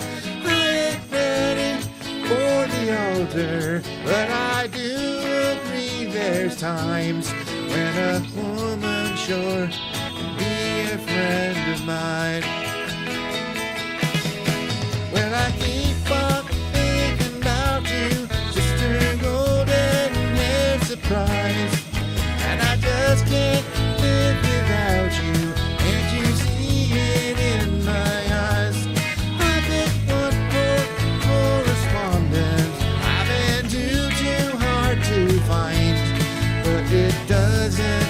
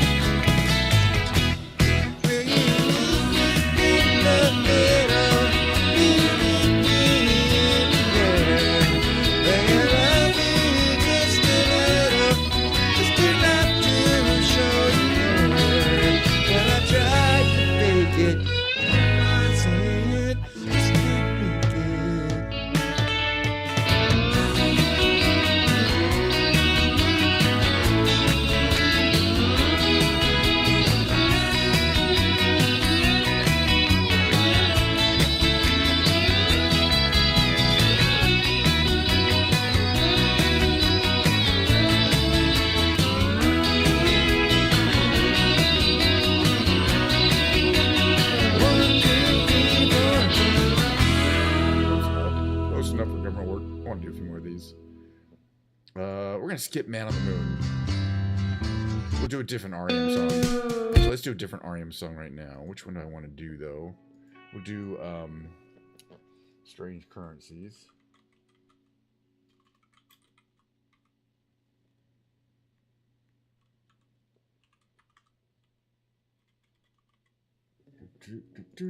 It's not up top there. I think it's this one here. I'll figure it out. There's a couple of these. Yeah, it's this one.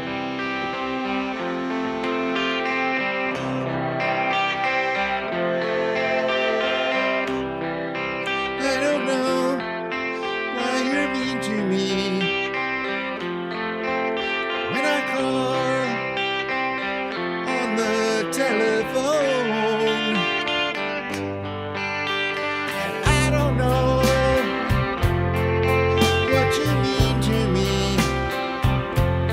Wanna turn you on, turn you up, wanna figure you out, wanna take you home. These words,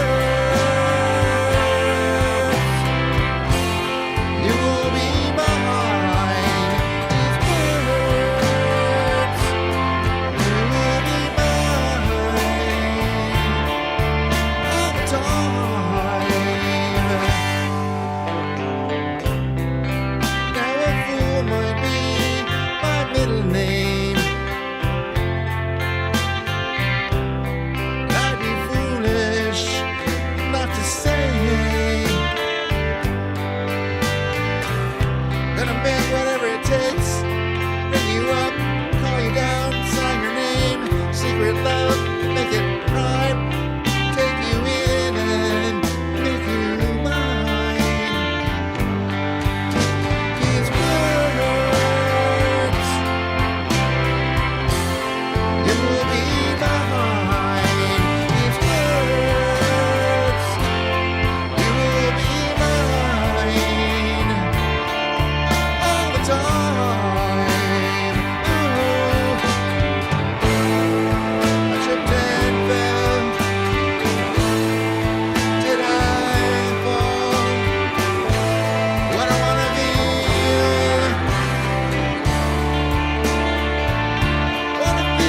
it now.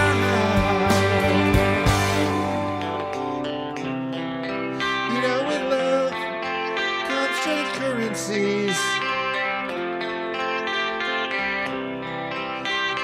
Here is my appeal. I need a chance, a second chance, third chance, a fourth chance, a word, a signal, and not a little breath, just to fool myself, to catch myself, and make it real. These words, you will be mine. Words, you will be mine all the time. Ooh, these words, you will be mine. Words, hunt me down, catching my breath, make me pray to say, let's combine. Ooh.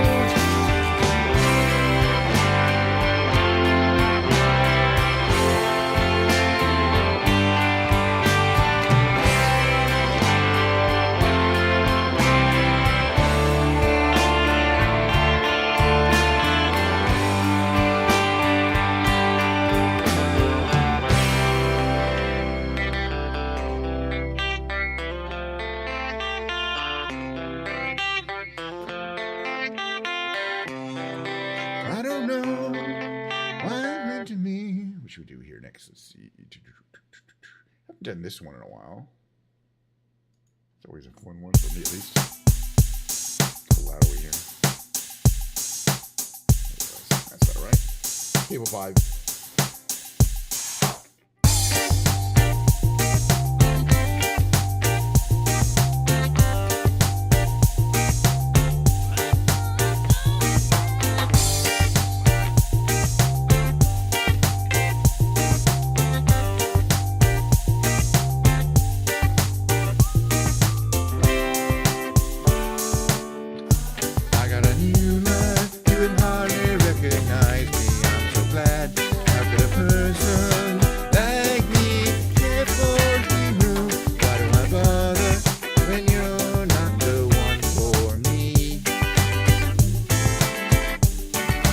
Isn't enough. I saw the sign. Open up my eyes, I saw the sign. Life is demanding without understanding. I saw the sign. Open up my eyes, I saw the sign. No one's gonna drag you up to get in the light where you belong. But where do you belong?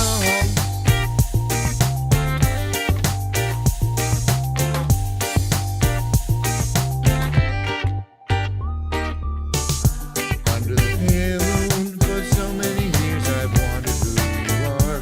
How could a person like you bring me joy? Under the pale moon, where I see a lot of stars. Is enough? I saw the sign. Open up my eyes, I saw the sign. Life is demanding without understanding. I saw the sign. Open up my eyes, I saw the sign. No one's gonna drag you up to get into the light where you belong. But where do you belong?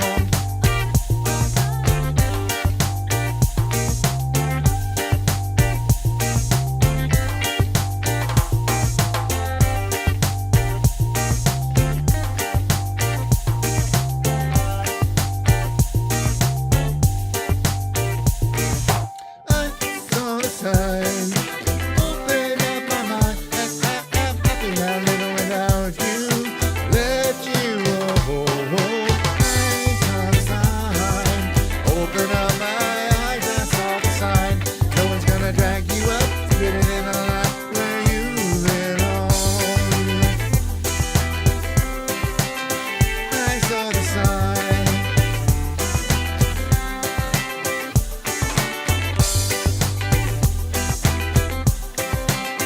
I saw the sign, and it opened up my eyes. I saw the sign. I like that song for some reason. We should play. Oh gosh, yes.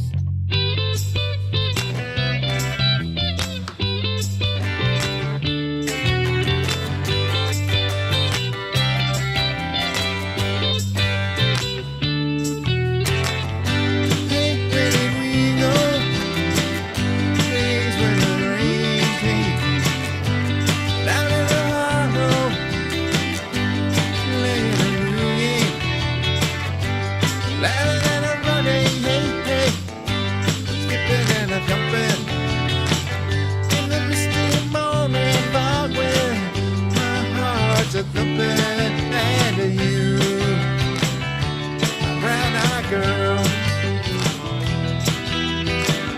You, my brown-eyed girl.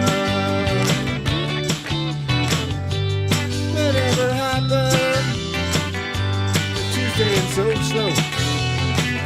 Going down to the old mine with a transistor radio. Standing in the sunlight laughing, hiding behind a rainbow's wall. Something else sliding all along the waterfall with you, my brown-eyed girl. You, my brown-eyed girl. Do you remember when we used to sing la la la la la la la la la, just like that, la la la la la la la la, la.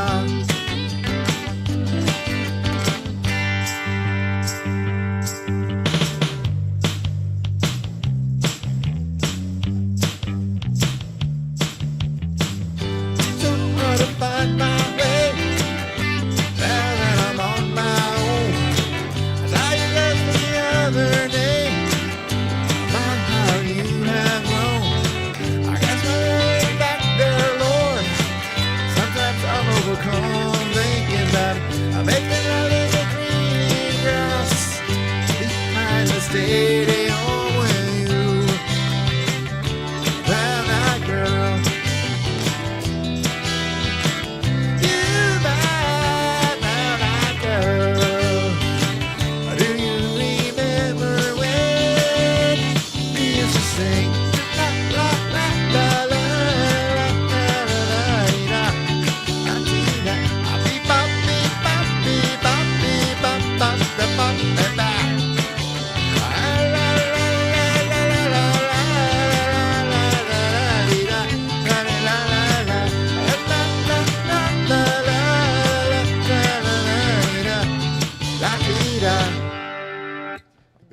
Thank you, Pilgrim. Thanks for the hype. That's what it is, you know. Fire and Rain, no. What do we have after that? What do we got after that? Drive. Yeah, I like doing Drive.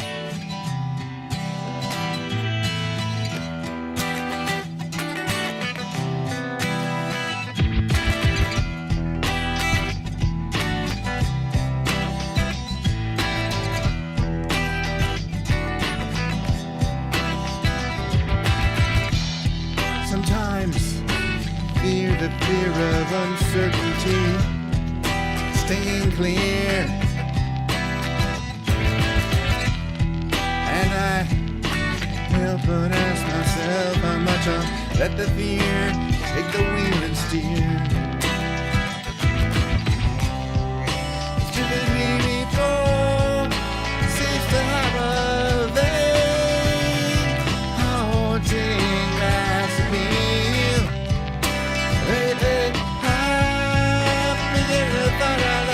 I should be the one behind the wheel. Every time my heart breaks, I'll be there. Open arms and open eyes, yeah. Every time my heart breaks, I'll be there. I'll be there. So if I decide to waver my chance to be one of the hive, will I choose a walker over wine and hold my own and drive. Oh, oh, oh, oh. Driven me before, seems to be the way everyone else gets high.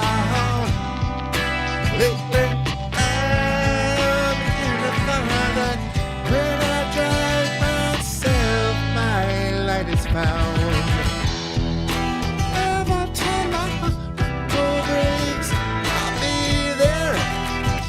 Open arms and open eyes, yeah. Every time my heart breaks, I'll be there.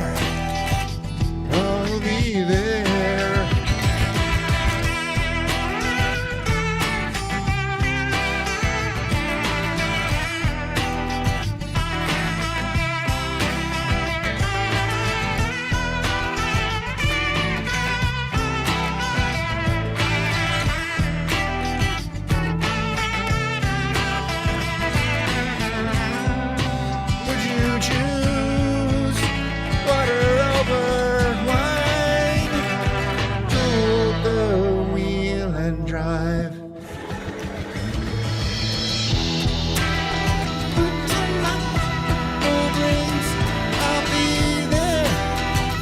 Open arms and open eyes, yeah.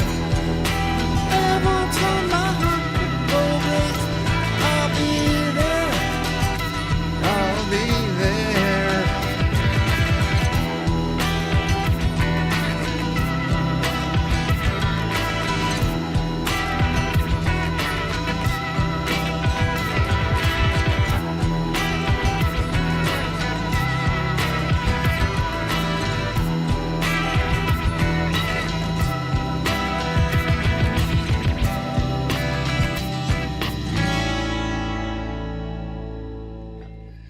Any more? I might have one more in the tank. Why not? This might be the last song. It is the last song. I got maybe over 215 minutes almost.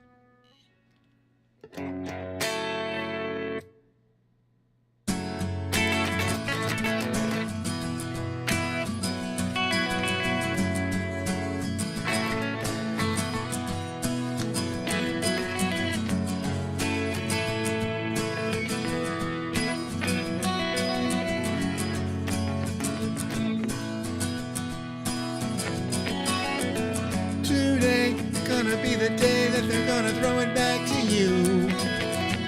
By now, you should have somehow realized what you gotta do. I don't believe that anybody feels the way I do about you now.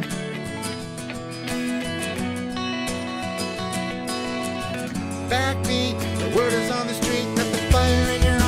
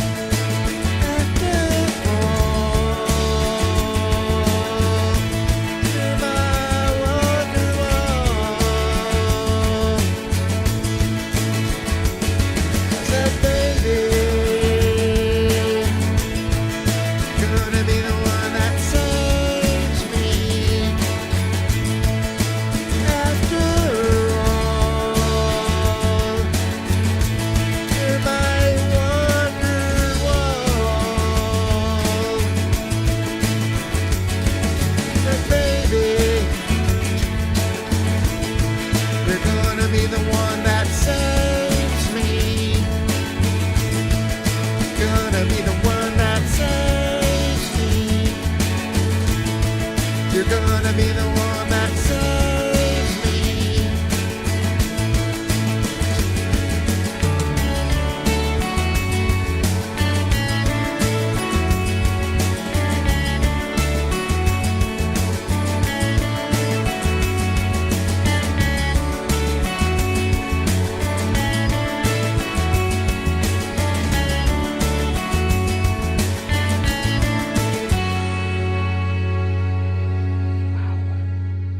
That was fun though. I had a good time. Let me go right here for a second. Get out of that real quick. Switch over to that, like that right there. Whee! The camera doesn't actually move. It just repositions the repositions the, you know, it's zoomed in, so it repositions the zoom. I love that effect though. Looks like they're peering my window dancing. I didn't notice that. I'll have to check that out I'll check that in the VOD. I don't know. I kind of agree peering through a window dancing. It's just kind of reflection going on back there. You probably can't see it in this screen. The other screen you can see it on. One second here. Anyway, I'll figure it out. Thank you for that comment, though. I always appreciate, you know, come by. I'm getting a little bit uncomfortable after a while. And unnecessary since I'm no longer listening to music. All right, beautiful guitar. Say goodbye to the beautiful guitar.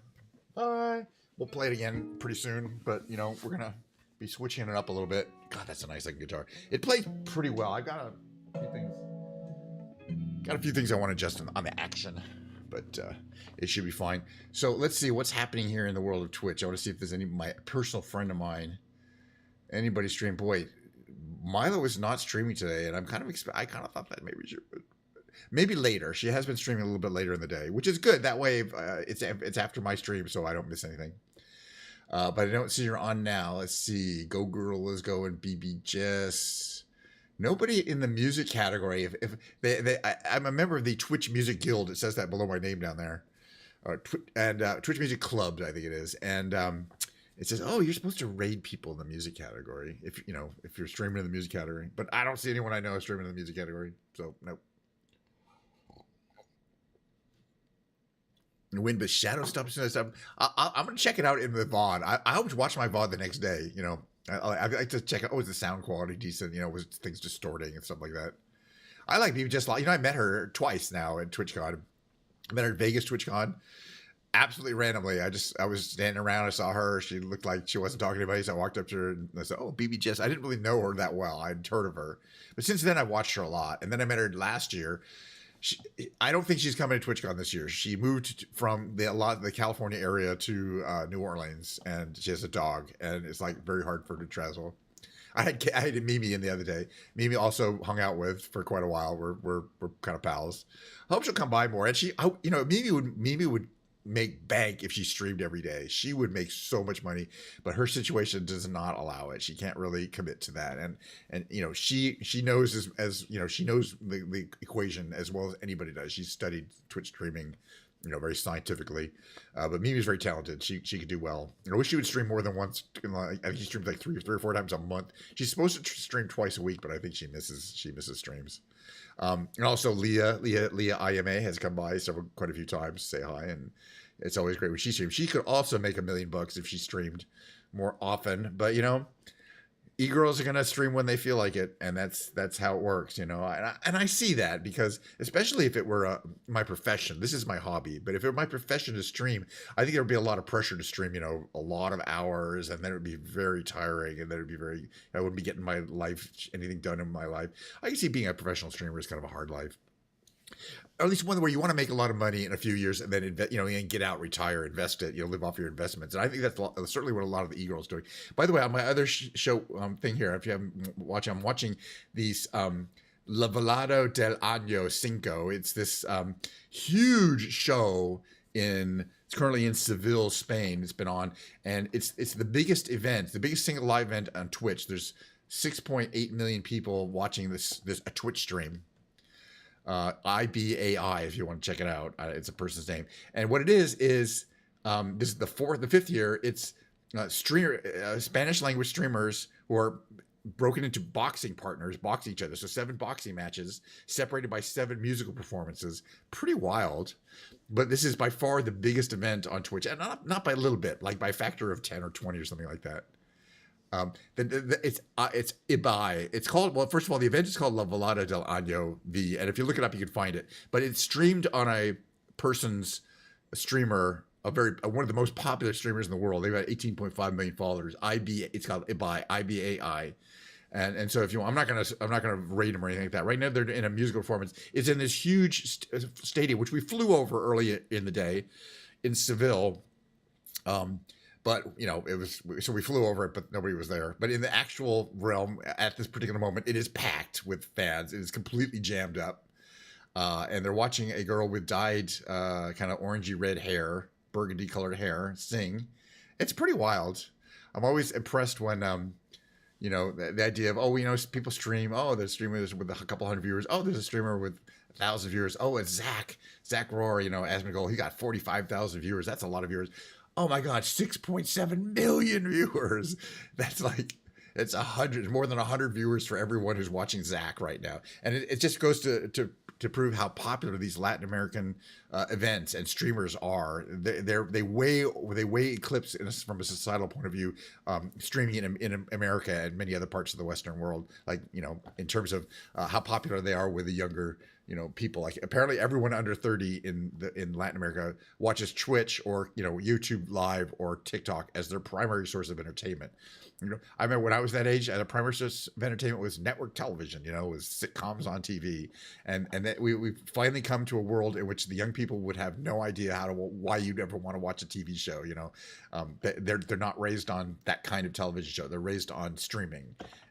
And so this is the stuff, it's just going to get bigger and bigger. It's a really interesting effect. All right, I got to say goodbye. I had such a great time. And we're almost out of Diet Coke. I had such a great time. I'm going to do the whole thing again tomorrow at the same regular time. There'll be me flying around, big brain games, who knows what. It'll be the piano day, so I'll bring the piano in.